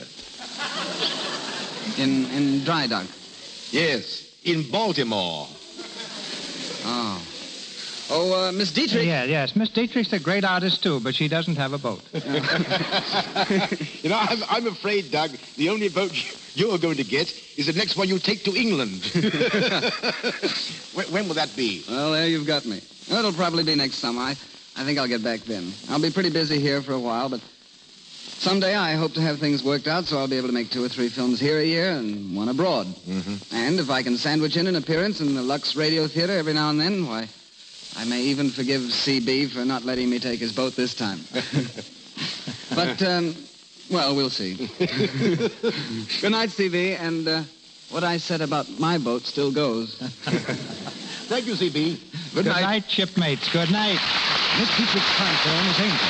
Louis Silvers appeared through courtesy of 20th Century Fox Studios, where he was in charge of music for Love and Hisses. Now, an important announcement from Mr. DeMille. Next Monday night, the Lux Radio Theater closes its book of 1937 presentations. To mark the occasion, we bring you a radio adaptation of that remarkable and highly successful motion picture produced by Samuel Goldwyn, Beloved Enemy. The romantic, thrilling drama of a young Irish patriot and a beautiful English girl torn between their love of country and their love for each other. Our stars, Brian Aherne of the original cast and one of the screen's most beautiful actresses, Madeleine Carroll.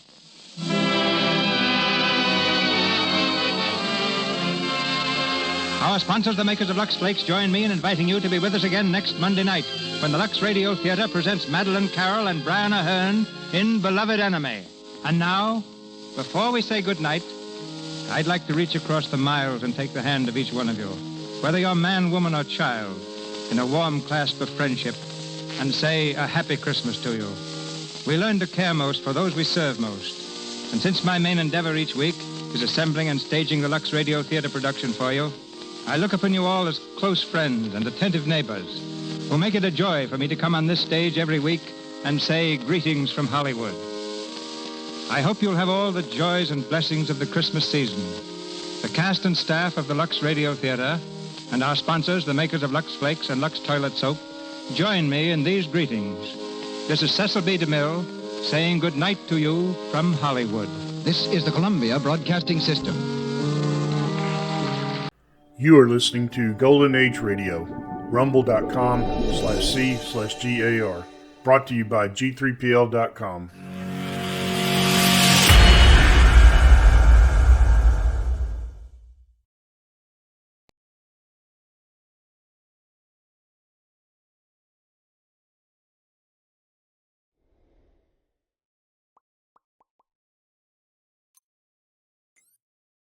Ladies and gentlemen, the secret word tonight is age. A-G-E. Don't get personal, Fenneman. Really? You bet you're alive.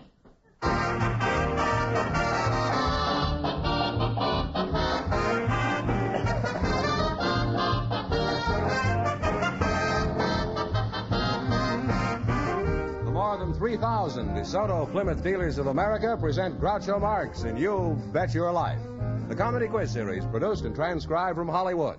And here he is, the one, the only... What's he doing now? Oh, that's me.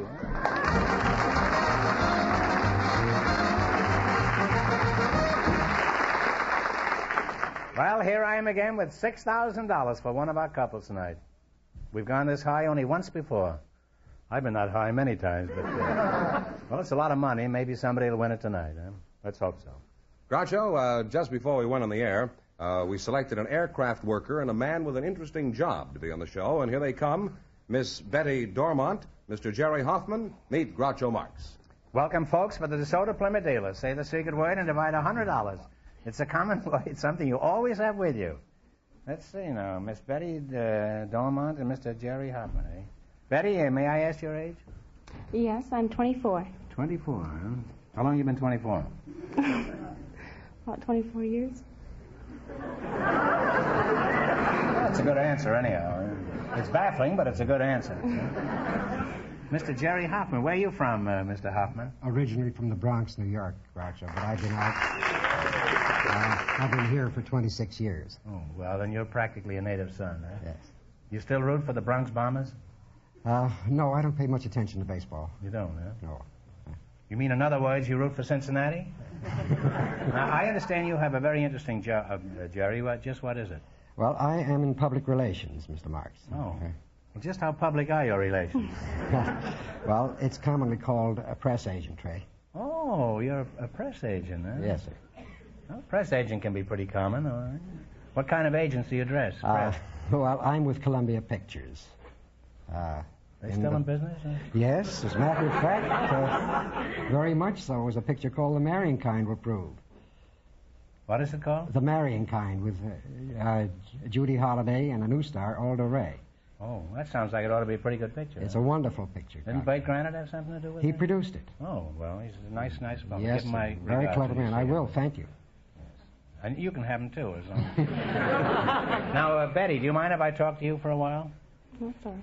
I'd be happy to talk to you. You would, huh?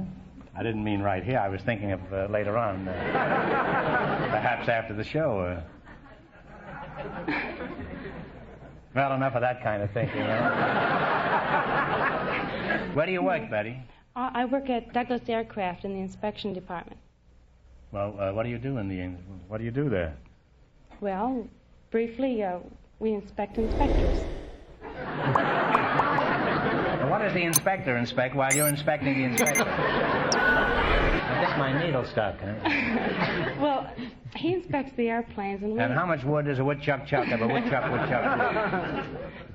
He inspects the airplanes and we sort of follow him and pick up the squawks that he writes about the airplane. Are you allowed to take any of these home with you? What do you do with these reports that you make? Well, we compile them in statistics and then they graph them in the front office. In front. You say there's graft in the front office? Seems to me that's where they need the inspector.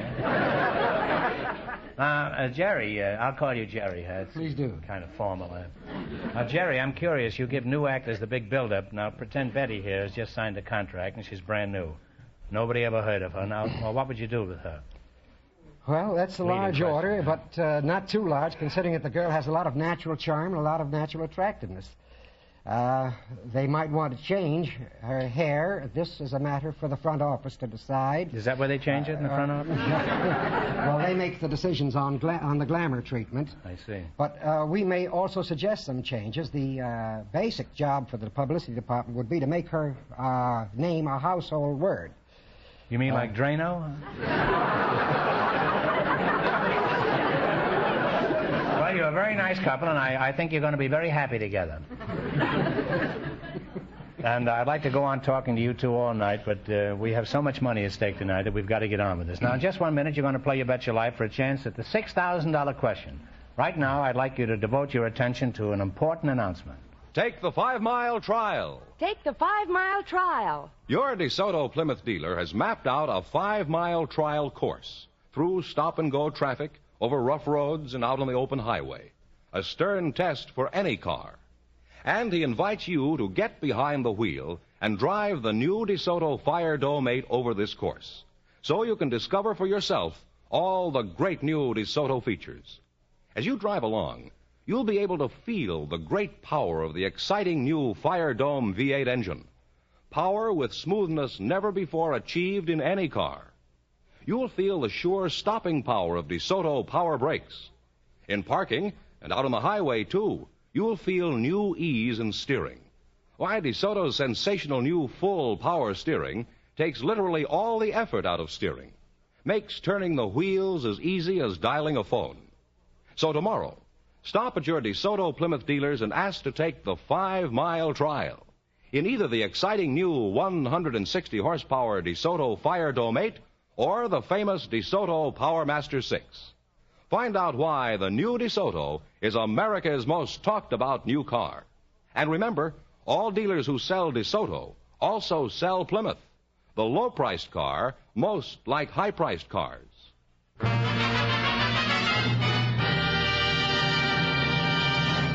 All right, now let's see how you work together as a team. Fire Dome Fenneman? Yes. This is Fire Dome Fenneman. Tell him the rules. You bet as much of your $20 as you want on each of 4 questions, and the couple that earns the most money gets a chance at the $6,000 DeSoto Plymouth question later in the show. Clear? Here we go. Let's see how high I can build you $20. From our list of 20 categories, you selected scrambled proverbs. Here's your first question. How much will you bet? 1990 or 50, which do you want? 1950? She would like 1950. All right. What is this proverb? Where there is no speculation, there is no increase in value. No risk. No. There's no increase in value. Oh dear. There is no speculation. There's no increase in. Where there is no speculation, there is no increase in value. No risk. Isn't that awful? Oh dear. Oh, isn't this terrible? I know you know it too. You were hanging right around it, Jerry. It's a nothing ventured, nothing gained. Nothing gained. Yes. Oh. Well, that's too bad. You now have 50 cents. Now, don't get discouraged. The big money is the $6,000. One week we had a couple here that won the chance at the big money, and they won $1. So I don't want you to get discouraged. Remember, you're going for $6,000. Now, how much are you going to bet this time? For 50 cents. The whole thing. Yes. All right, what is this proverb? It is inadvisable to peer into the oral cavity of a gratuitous equine. Never look a gift horse in the mouth. That's right. That's a much tougher one. Well, you're climbing again. You have $1 now. All right, now how much are you going to bet? $2. $1. She's going to borrow $1 from Mr. Hopper. What is this proverb? During the absence of the domesticated feline, the rodents cavort. When the cat's away, the mice are away. Absolutely right.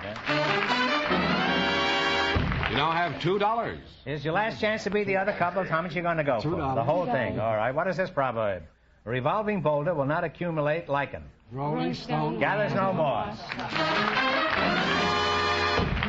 Well, they wound up with $4, Groucho. Nobody leaves here with $4. I'm going to give you one question for $21, which will give you a total of $25. Now, get this right, and no coaching, please. It's a tough question. You ready? How many layers in a 3-layer cake? 3. Right, 3 layers is right. Put it there. I'm sorry you didn't do that. Thank you. Thanks and good luck from the DeSoto Plymouth dealers.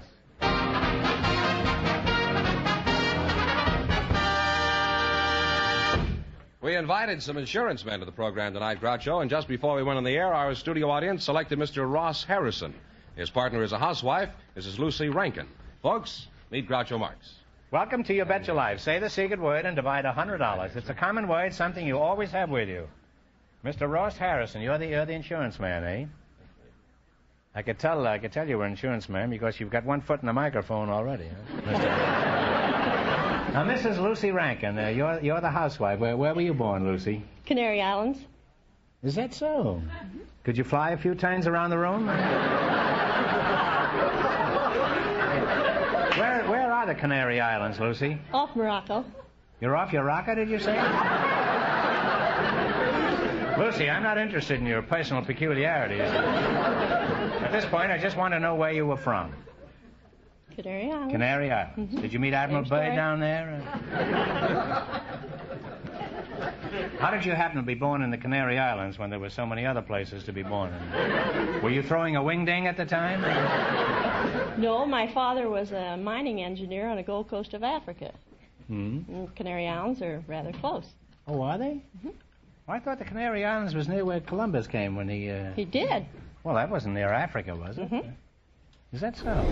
I better go back to school again. I get everything mixed up. Now, Lucy, we've never had anybody on the show before who was born on the Canary Islands. Were you born in the regular manner, or did you hatch? Well,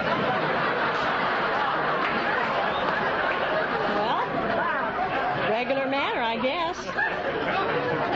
My mother was American, and the doctor was Spanish, and she couldn't speak any Spanish, and he couldn't speak any English. But I was born anyhow.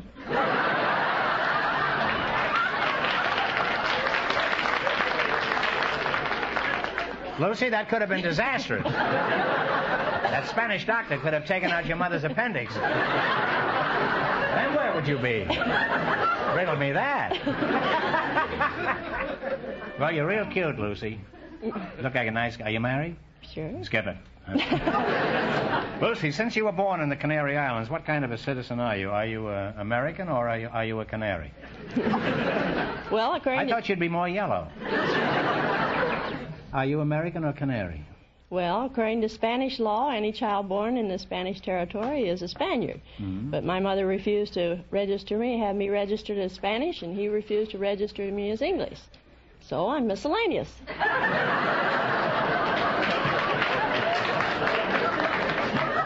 You mean you were miscellaneous before you were married? Now you're miscellaneous. Well, let's talk to you, Mr. Harrison, about insurance. Looks like you could stand a little yourself after that cough you just threw there. You better take out fire and theft on that lung of yours. Now, before we go any further, I want to make it plain that I don't want to buy any insurance. Is that clear, Mr. Harrison? I don't want to sell any insurance. Don't want to sell you any insurance. I see. You regard me as a bad risk, eh? I don't sell insurance. I just why make don't you the sell? Why adjustments. don't you want to sell me insurance? I don't sell insurance. I just make adjustments. Well, could you do something to my back here? That's... my back. What kind of adjustments do you make? We investigate all kinds of accidents, determine liability, and attempt to make a settlement. Well, like what, for example? You'd have to be more specific. What kind of crooked hanky-panky do you get involved in your job? Nefarious. You would be surprised how many aches and pains we can cure when we dispense that long green folding money. People recover so rapidly. It has charms to soothe the savage beast. The most healing balm in the world. I thought you looked a little shifty the minute you walked in here. Now, I don't want to be insulting, but how is it you're not in jail, Mr. Harrison? I don't commit the embezzlements. I only investigate them. Oh, I see. What makes you suspicious in the first place? Do you just automatically regard everybody as a crook and work from there? A good claims adjuster's almost clairvoyant. He can read a man by his shifty eyes, his nervous motions, his mannerisms of speech. Well, I'm glad I don't fit that description. But in case you think I do, just remember, it takes a crook to catch a crook.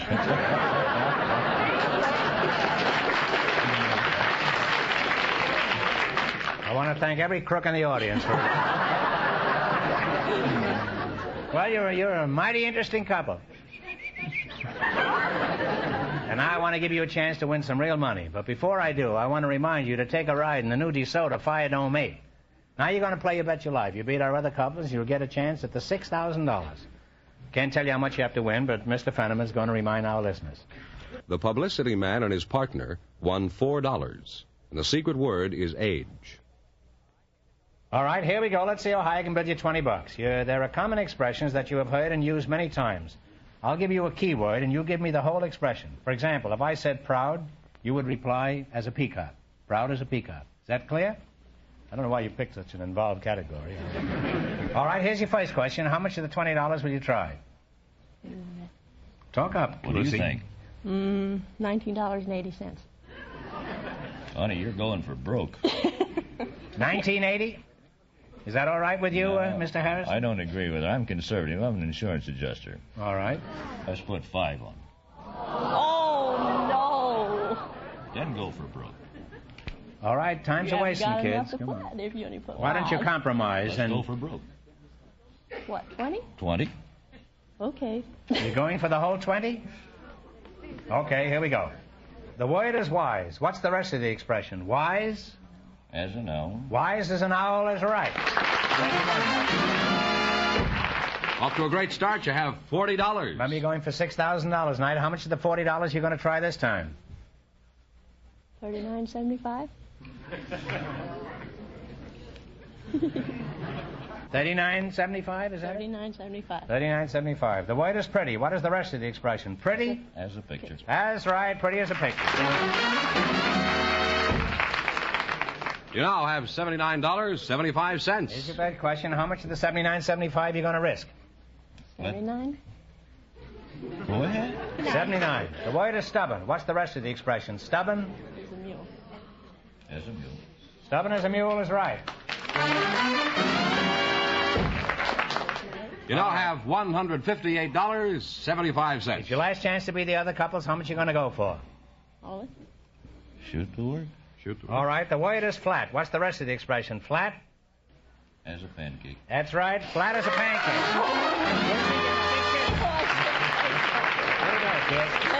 Thanks and good luck from the DeSoto Plymouth dealers. Wait a minute. I haven't got it added up yet. Oh, why don't we give him the $6,000. No, you'll wind up with a grand total of $317.50. Thanks and good luck from the DeSoto Plymouth dealers.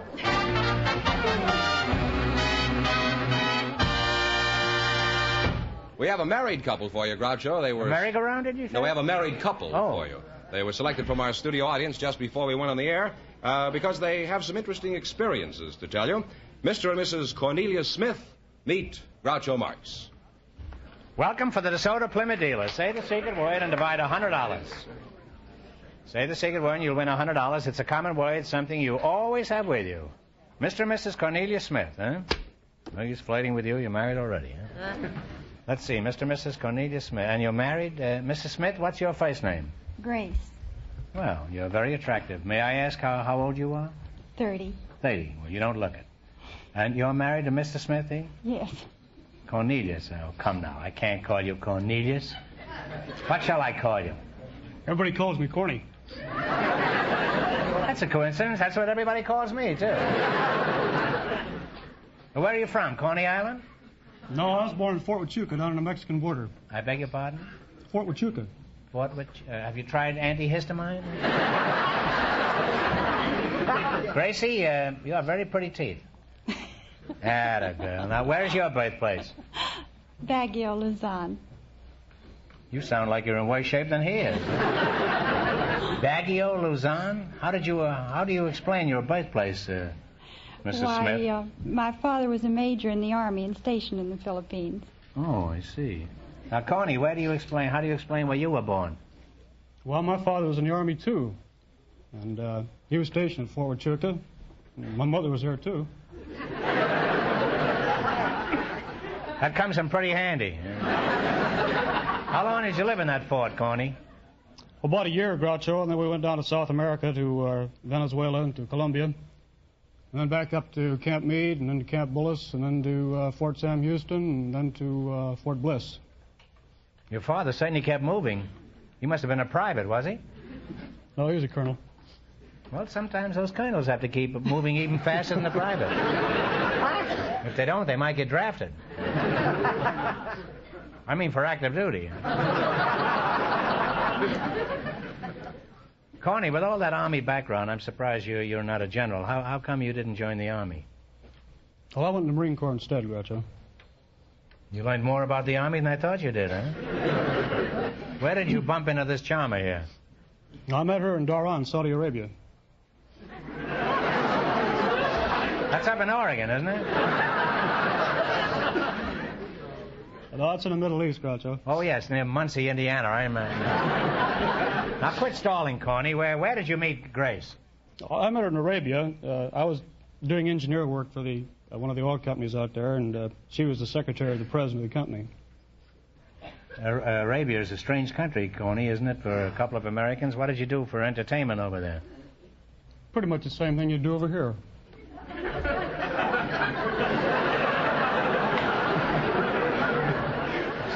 Now, don't tell me you played canasta every night.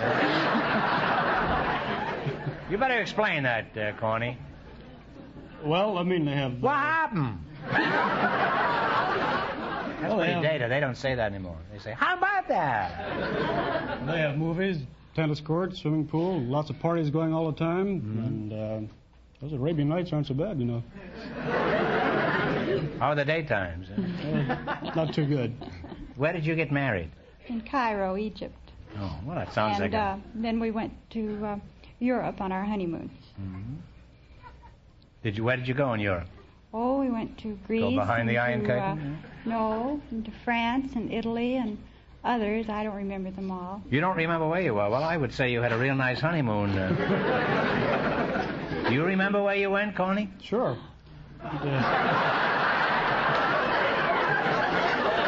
American men are so romantic. That's what Zsa Zsa Gabor says. Well, Grace, now that you're back in America, what sort of work are you and Coney doing? Why, he's doing sculpture in ceramics. He does American Indians, the Navajos, or Kachina dolls, little figurines about so high. Is that anything like tangerines? No. What do people do with these things after they buy them besides dust them? Oh, they put them on sideboards and high boards and on whatnot shelves. Wait a minute, what's a whatnot shelf? Huh? Why, it's... Is that a shelf made out of a whatnot? Anything, I guess you don't know a name for it, you just call it a whatnot. Well, I have a name for that, don't I? Why do people want these whatnots? Well, they make good conversation pieces. It gives people something to talk about. You mean they're not content to talk about taxes and the war and the election, United Nations, or silly stuff like that, eh? They'd rather lose themselves in whatnots. I don't believe it. Who'd be silly enough to talk about a whatnot? Well, we've been talking about them for a few minutes now.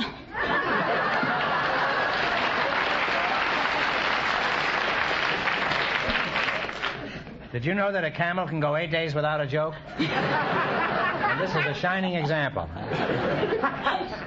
Well, you make a charming and a pretty witty couple, and I'd like to continue talking to you two, but it's time to play You Bet Your Life for a chance at the $6,000. Now, you run your $20 into more than our other couples. I can't tell you how much you have to win, but George is going to remind our listeners. You look like a pretty smart couple. The lady from the Canary Islands and the insurance man lead with $317.50. Here we go. Let's see how high I can bid you $20. You selected largest cities of the countries of the world. You ought to be pretty good at that after that honeymoon you had, Coney. Here's your first question. How much will you bet? Talk up. Don't keep it a secret. $19.99. $19.99. What is the largest city in Chile? Santiago. Santiago is right. Well, you're on your way. Not to be. You have $39.99. Remember, you're going for $6,000 tonight. How much of the $39.99 are you going to bet? Okay. $39.98. What is the largest city in Morocco? Casablanca. Casablanca is right. You have $79.97. Here's your third question. How much of that are you going to bet? Shoot the words. Shoot the works? All right. What is the largest city in Romania? Bucharest. Bucharest is right. You have $159.94. And here's your last chance to beat the other couples. How much are you going to go for? All of it. Let's go. All of it. All of it. All right. What is the largest city in Switzerland? Talk it over. It's either Bern or Zurich. Zurich. Zurich is right.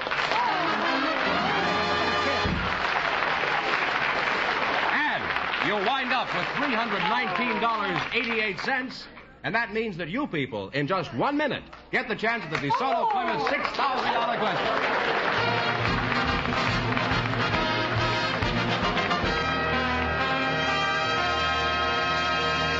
Here's a good tip for all of us car owners to keep in mind as we look forward to another busy season of summer driving.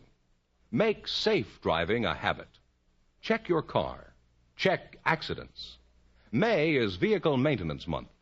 And there's no better place to take your car for a safety inspection than a DeSoto Plymouth dealer. Here, highly skilled mechanics trained in factory methods will see to it that your car gets a complete safety checkup. Brakes, headlights, wheels, tires, steering, windshield wipers, glass, horn, muffler, and exhaust. They'll see that everything is done to make your car safe and sound for the thousands of happy miles of driving ahead of you. And you'll be pleasantly surprised when you find how little this costs. Remember, make safe driving a habit. Check your car. Check accidents. Drive in where you see the familiar sign of better service, the friendly sign of a DeSoto Plymouth dealer.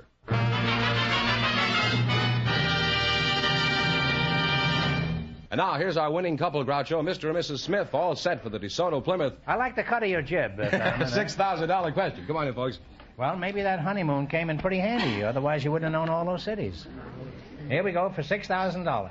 I'll give you 15 seconds to decide on a single answer between you. Think carefully, and please no help from the audience. Here it is. If you'll remember, nectar was the drink of the gods on Olympus. For $6,000, tell me, what was the fabulous food of the gods that ensured them strength, power, beauty, and immortality? Talk it over.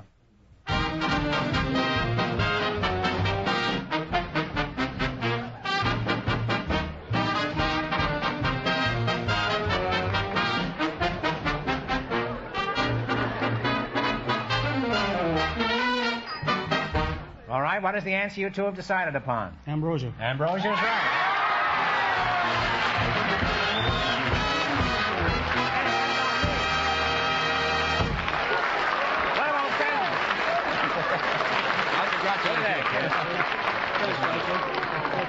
That's right, you win $6,000. Come on back.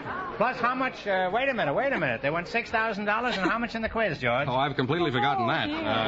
$319.88. That makes $6,398.63. No, but it's close.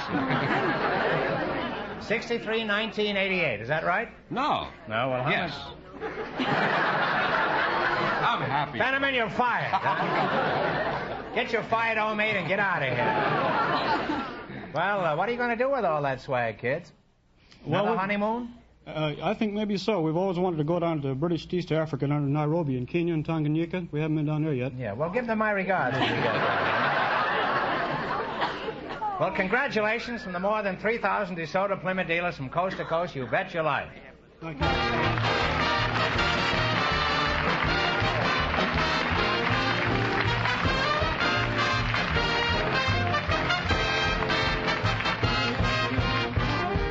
Be sure to tune in again next Wednesday night at this same time for the Groucho Marx Show, when the big question will be worth $1,000.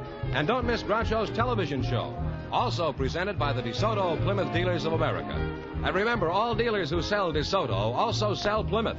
Two great cars, both products of the Chrysler Corporation. And when you drive in, tell them Groucho sent you. Good night, folks, and remember, see DeSoto Fire Don't Make tomorrow.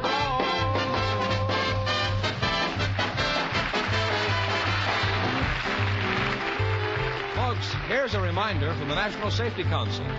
Make safe driving a habit. Check your car. Check accidents. You Bet Your Life, transcribed from Hollywood, is produced by John Goodell. Directed by Robert Dwan and Bernie Smith.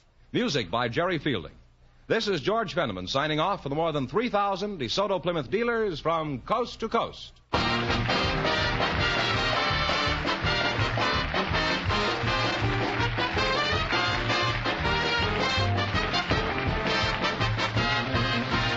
You are listening to Golden Age Radio, rumble.com/C/GAR. Brought to you by G3PL.com.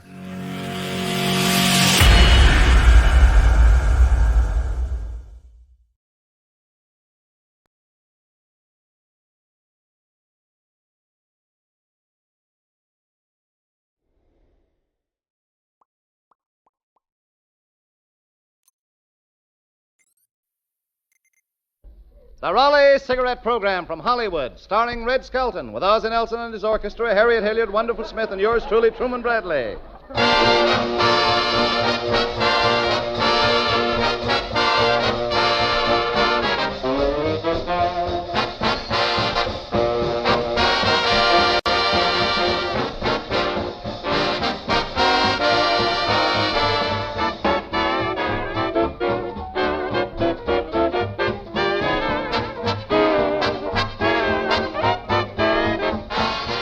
smokers, seeing is believing. This is especially true in judging cigarettes. And you can see the difference. You can see the superiority of Raleigh cigarettes with your very eyes. Compare the open ends of a pack of Raleighs with any other brand. You'll see that the tobacco in Raleigh's is brighter, unmistakably more golden in color. Experts will tell you these golden tobaccos are choicer, more expensive. And into the exclusive Raleigh blend go 31 of these superior golden tobaccos, each selected for the distinctive flavor it contributes. No other cigarette is blended with more care. No other cigarette gives you Raleigh's richness, smoothness, mildness. Raleigh cigarettes give you valuable coupons, too, redeemable for dozens of luxury premiums, cash, or the equivalent in war stamps. Look into Raleigh's, friends. Your own eyes will give you proof, beyond a dispute, that it pays in many ways to get the pack with the coupon on the back, Raleigh cigarettes.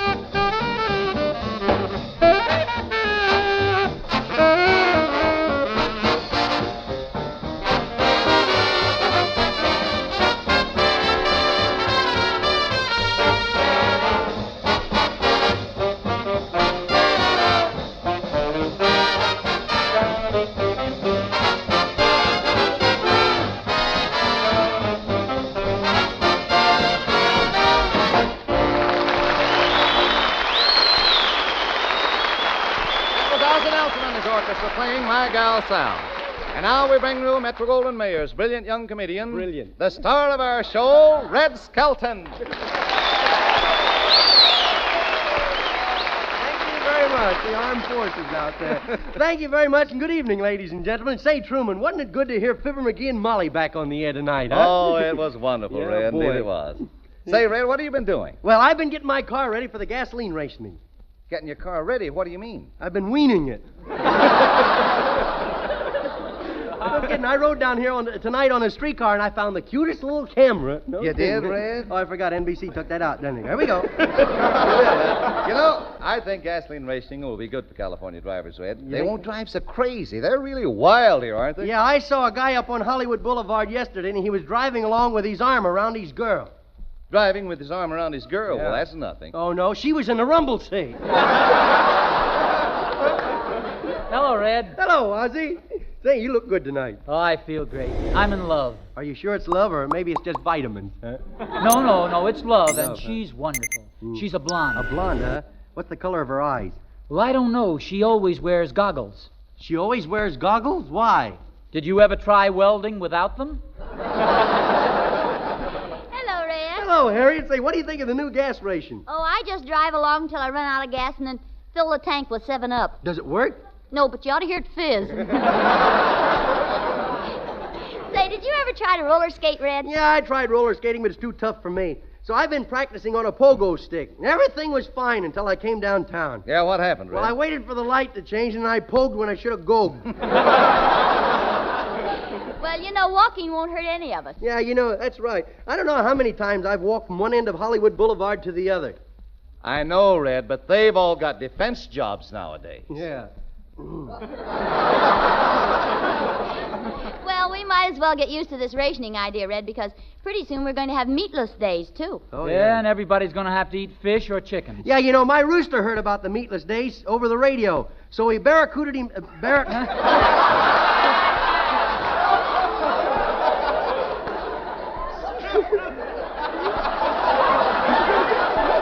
So he barricaded himself inside his chicken coop.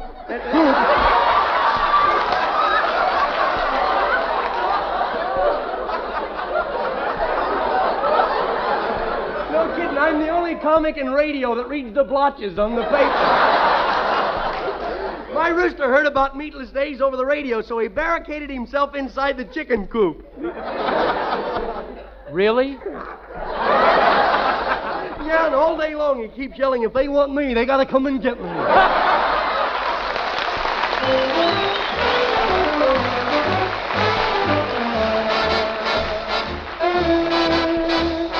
Boy meets girl, that's the old routine. But when it strikes home, if you know what I mean, it's part of a heavenly plan. Here's how it all began. I met her on Monday, the meeting was grand. The next day was Tuesday, I held her hand. Wednesday night I met her dad and mother and gave a nickel to her freckle-faced brother. Kissed her on Thursday, 9:45. Met her on Friday, kissed her again. What do you think happened on Saturday night? That's right, we met the preacher. That's right.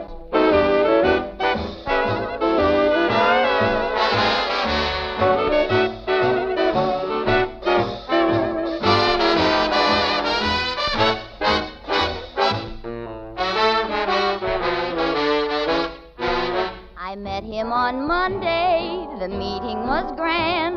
The next day was Tuesday, he held my hand. Wednesday night he met my dad and mother. He gave a quarter to my freckle-faced brother. A quarter? A nickel is the usual. Well, you see, these kids are organized. I met him on Friday, he kissed me, and then what do you think happened on Saturday night? That's right, he got drafted. That's right.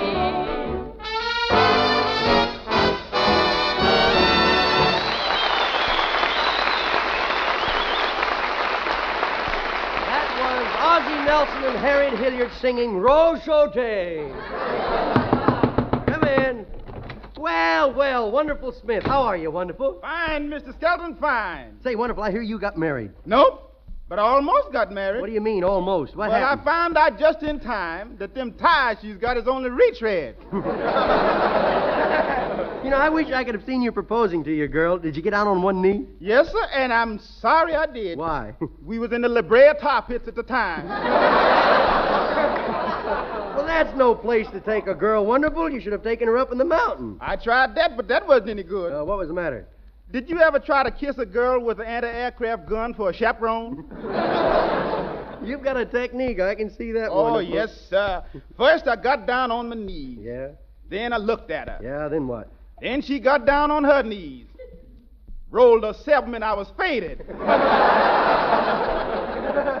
Say, do her folks like you? Yes, sir. In fact, the whole family likes me. They's all over my house paying me a visit right now. Well, you know, Wonderful, that sounds like a good subject for tonight. Different people stopping in for a visit. So first we have J. Newton Numbskull, the gentleman hobo, alias Roy Del Ruth. And he's just married a debutante who's going to visit her folks for the first time.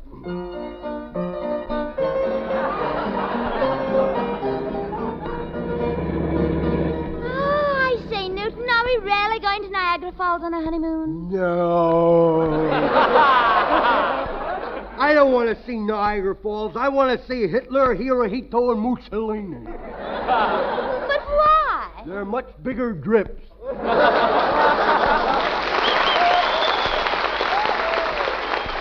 Newton, give me a kiss, Newton. Okay, pucker up. Oh, I say, Newt, your lips are wonderful. How did you develop that pucker? I used to watch Goldfish a lot. Well, we're almost home, Newton. Oh, I do hope Father and Mother will like you. Do you think they will? Oh, surely. When I was a child, I was always bringing home mongrels. No. Well, they ought to like me, all right. I don't drink, I don't gamble, I don't stay out at night. What do you do? I'm ashamed to tell you. Oh, come on, tell me, Newt. You sure you won't tell anybody? I won't tell. What do you do? I drive 36 miles an hour. Well, we're coming to where I live. Okay. Save that rubber, Bob. Oh, dear, there's Mother. Something tells me she's seen the papers about my marrying a hobo. Gwendolyn, my dear, is it true? Is it true? Our name is ruined. What are you crying for? Did you lose your job at the shipyard?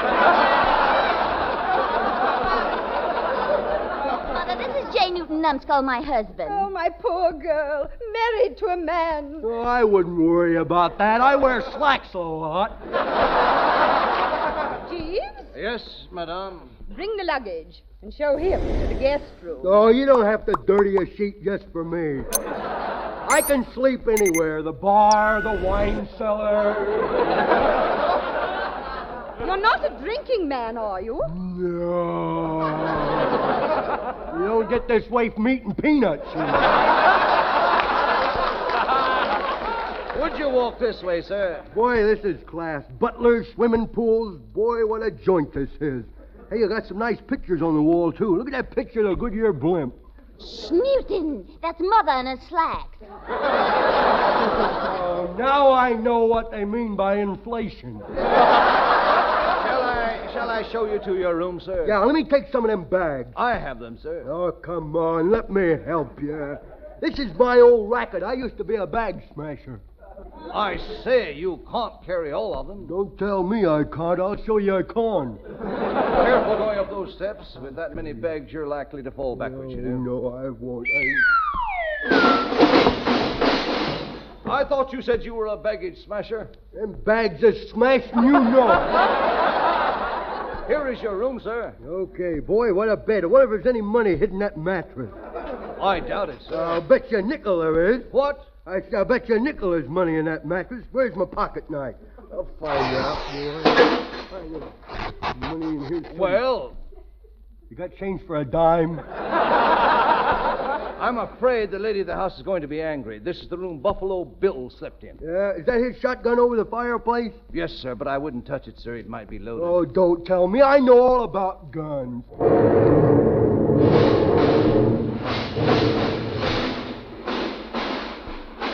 Oh, well, a little fresh air never hurt anybody.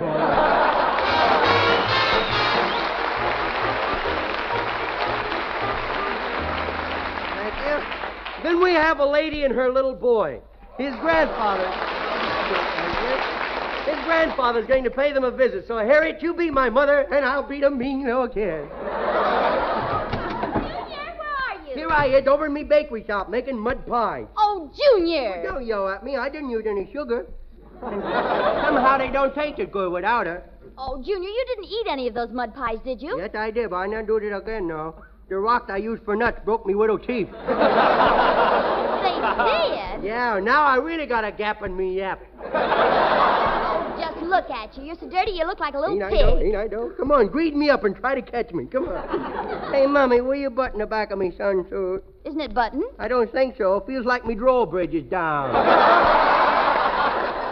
No, Junior. Now, it's all right. Come on, get cleaned up. Oh, okay. I just got a telegram, and who do you think is coming to visit us? The stork.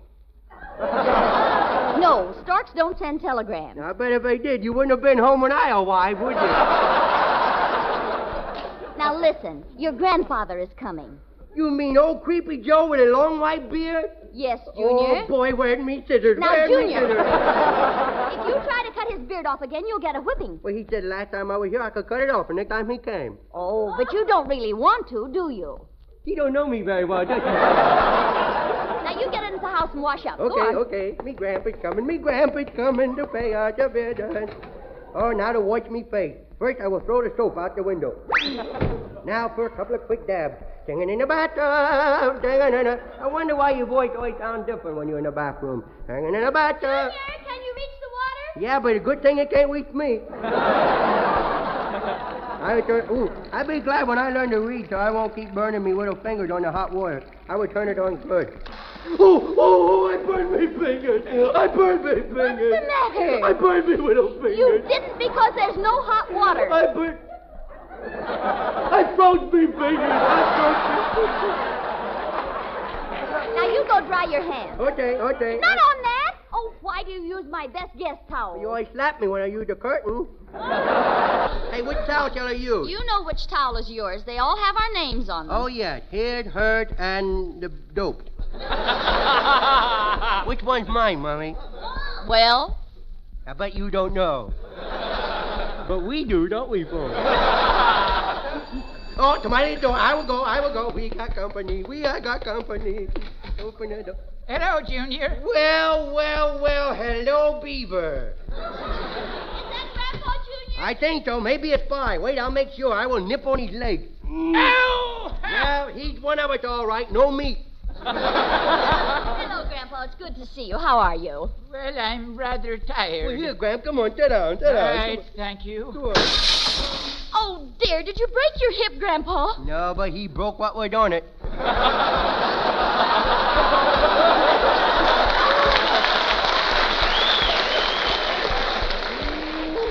Smell the orange blossom. Junior, I brought you something. What'd you bring me? Oh, look, a BB gun, a BB gun. And I have something in my carpet bag for you, too, my BB child. gun. I'll just stoop over and get it. Now, he ought to know better than that.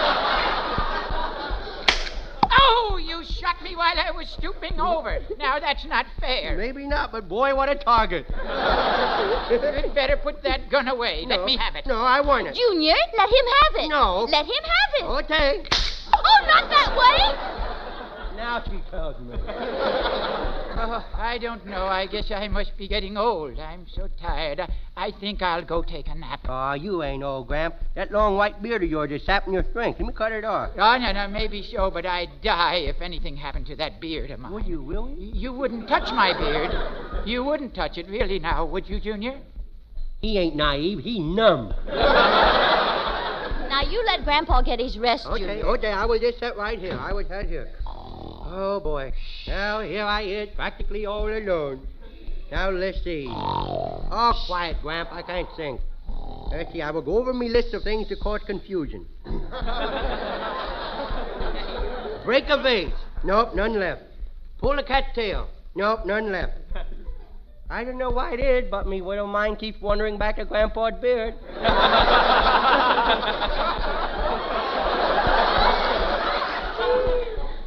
If I do, he gets a snipping. I do this. I will take the scissors and cut off his beard. Snip here and snip here. Boy, ain't he fuzzy looking. Uh-oh, I feel something way back inside. Well, look who I found. Hopalong Cassidy.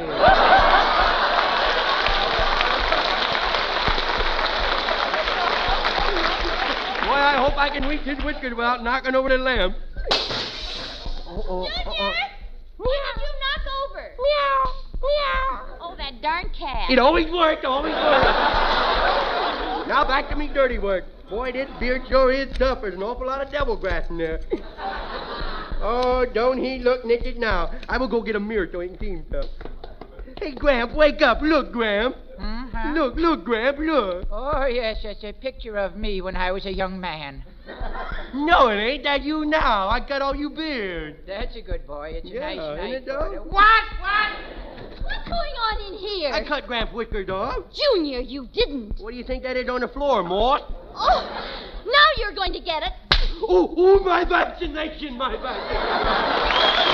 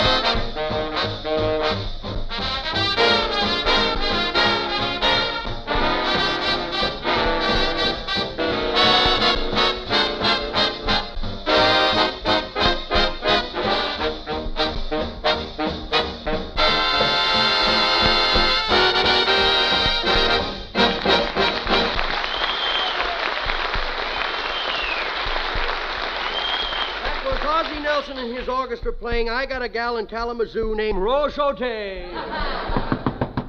Red. Telegram for Red Skelton. I'll take it. Thank you. You're welcome. Goodbye. Bye. Hey, Red, what are you doing tearing up that telegram without reading it? I sent it to myself. I just like to see those new cute little messenger girls they got now. Red, I have 3 messages to pass on to our listeners tonight. I still like the little girls myself. The first one is from our government. It advises everyone with friends or relatives with our fighting forces overseas to mail Christmas presents during the month of October, just 2 days away, to ensure Christmas delivery. What's the second message, Truman? That's from the boys themselves, Harriet. Their own personal choice. Among the preferred gifts for men in service, cigarettes are an overwhelming favorite, as shown by questionnaires circulated in camps, posts, and stations everywhere. I had good circulation once. Well, you're in on this too, Ozzie, because it's from all of us to listeners everywhere. By all means, friends, send Raleigh cigarettes, and you send the finest to the finest men in the world. Raleighs are truly superior, blended from a choice combination of 31 selected tobaccos, more golden tobaccos, which you can see by comparison with any other cigarette. More golden tobaccos, which experts will tell you are choicer, more expensive. You can send no more welcome gift than cigarettes, the fighter's choice, the choice of discriminating smokers everywhere, Raleigh cigarettes.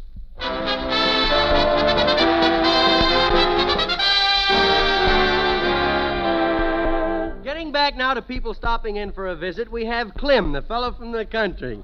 He's on his way to see his girl, Daisy June.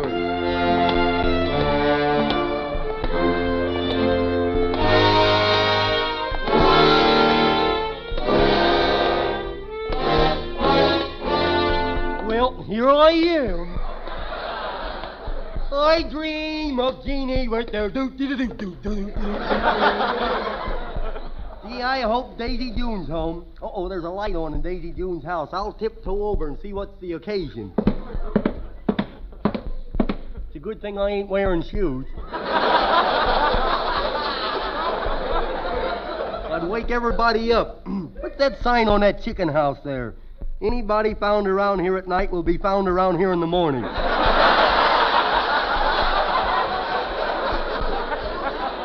Well, I'll just open up the chicken house door and look in.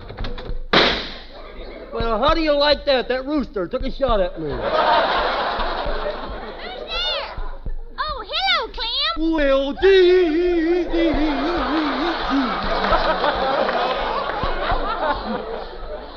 Gee, Clem, you look clean. Did you wash your face? No, we got a new little calf over at our house, and he thinks I'm his mother.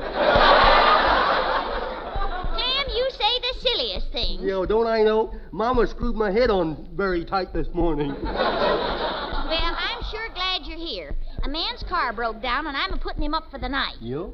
If you sleep here, too, I won't be afraid that he'll steal anything. Oh, he won't bother nobody. Where's he from? Hollywood? Lock the doors. Close the door. You better come on inside, Clem. Okay. And for Pete's sake, pull your long underwear up. Well, I can't. Every time I pull up that end, my head disappears. We'll go in and see this. Howdy. Hello. Howdy. Hello. I bet my father can lick your father. Now, Clem, none of that. You're from Hollywood, huh? Yes, I am. Oh, yeah, then why ain't you outside baying at the moon? Now, I'm a-warning you, one false move and you're in for trouble, see? Just look at them muscles. I don't see any muscles. Not on me, on her. Well, I hope you be comfortable. You'll find clean sheets on the bed. Sheets? What's them? To sleep between, silly. Between silly and who? Well,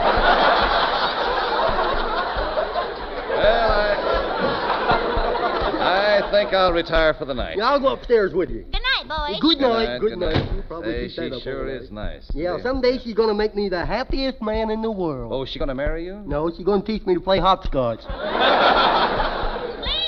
Clem! Would you like a cookie? Sure, send her in. Good night, boys. Good night. Good night. She'll keep that up all night. This sure is a nice bedroom, see?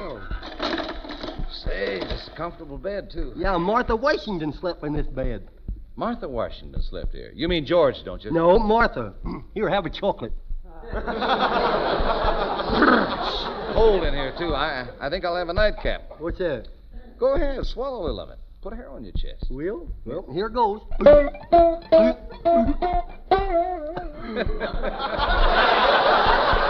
I told you to put hair on your chest. Well, put hair on your chest. Well, sure enough. Step right up and call me Peter Rabbit.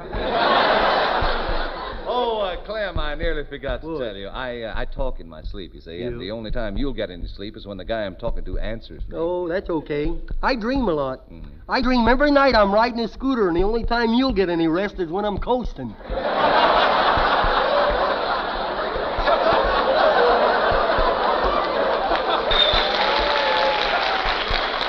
Well, come on, I'm getting sleepy. I want to turn in. Yeah, me too. Well, good night. Good night. Good night.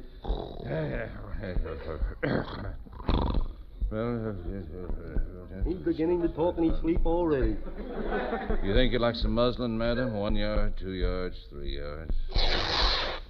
1 yard, 2 yards, 3 yards.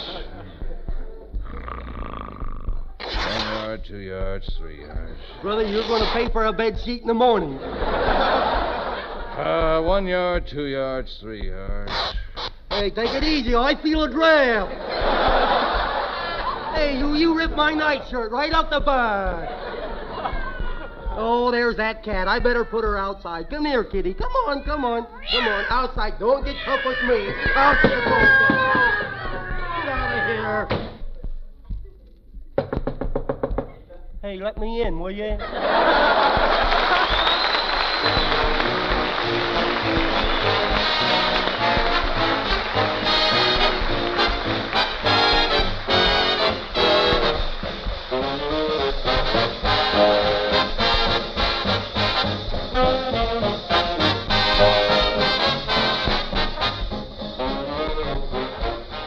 Say, you men sitting there in those armchairs, listen. Pipe smokers, you'll get more pleasure out of your pipe if you put Sir Walter Raleigh into it. Sir Walter Raleigh is smooth and mild, blended to perfection from a combination of extra choice burleys. Sir Walter Raleigh has a distinctive nut-like mellowness, a full, rich flavor that can't be beat, burns even and cool, never bites your tongue. And the pleasing aroma of Sir Walter Raleigh is something that everyone enjoys. Men, smoke the quality pipe tobacco of America, Sir Walter Raleigh.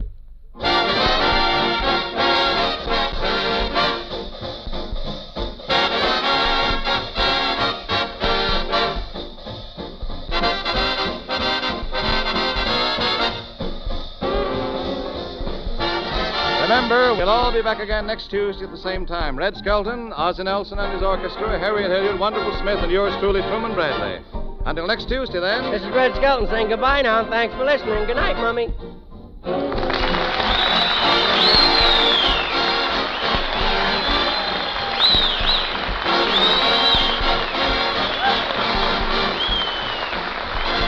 Red Skelton is heard on this program through the courtesy of the Metro-Goldwyn-Mayer Studios. This program has been broadcast to the armed forces overseas and has come to you from Hollywood. This is the National Broadcasting Company.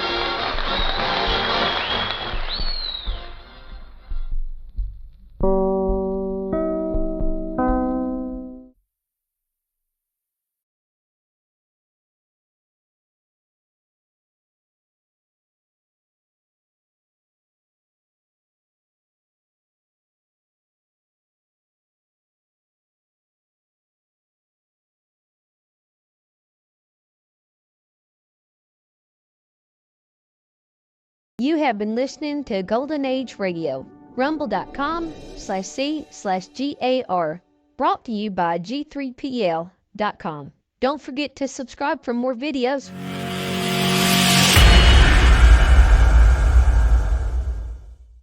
I would like to extend my sincere gratitude to Old Time Radio Research Group for their remarkable efforts in preserving and archiving the captivating world of old time radio programs. Their dedication to safeguarding these precious audio gems ensures that future generations can relish the enchanting stories, music, and entertainment of the past. Their invaluable contribution allows us to step back in time and experience the magic of radio history firsthand. Their link is in the description below.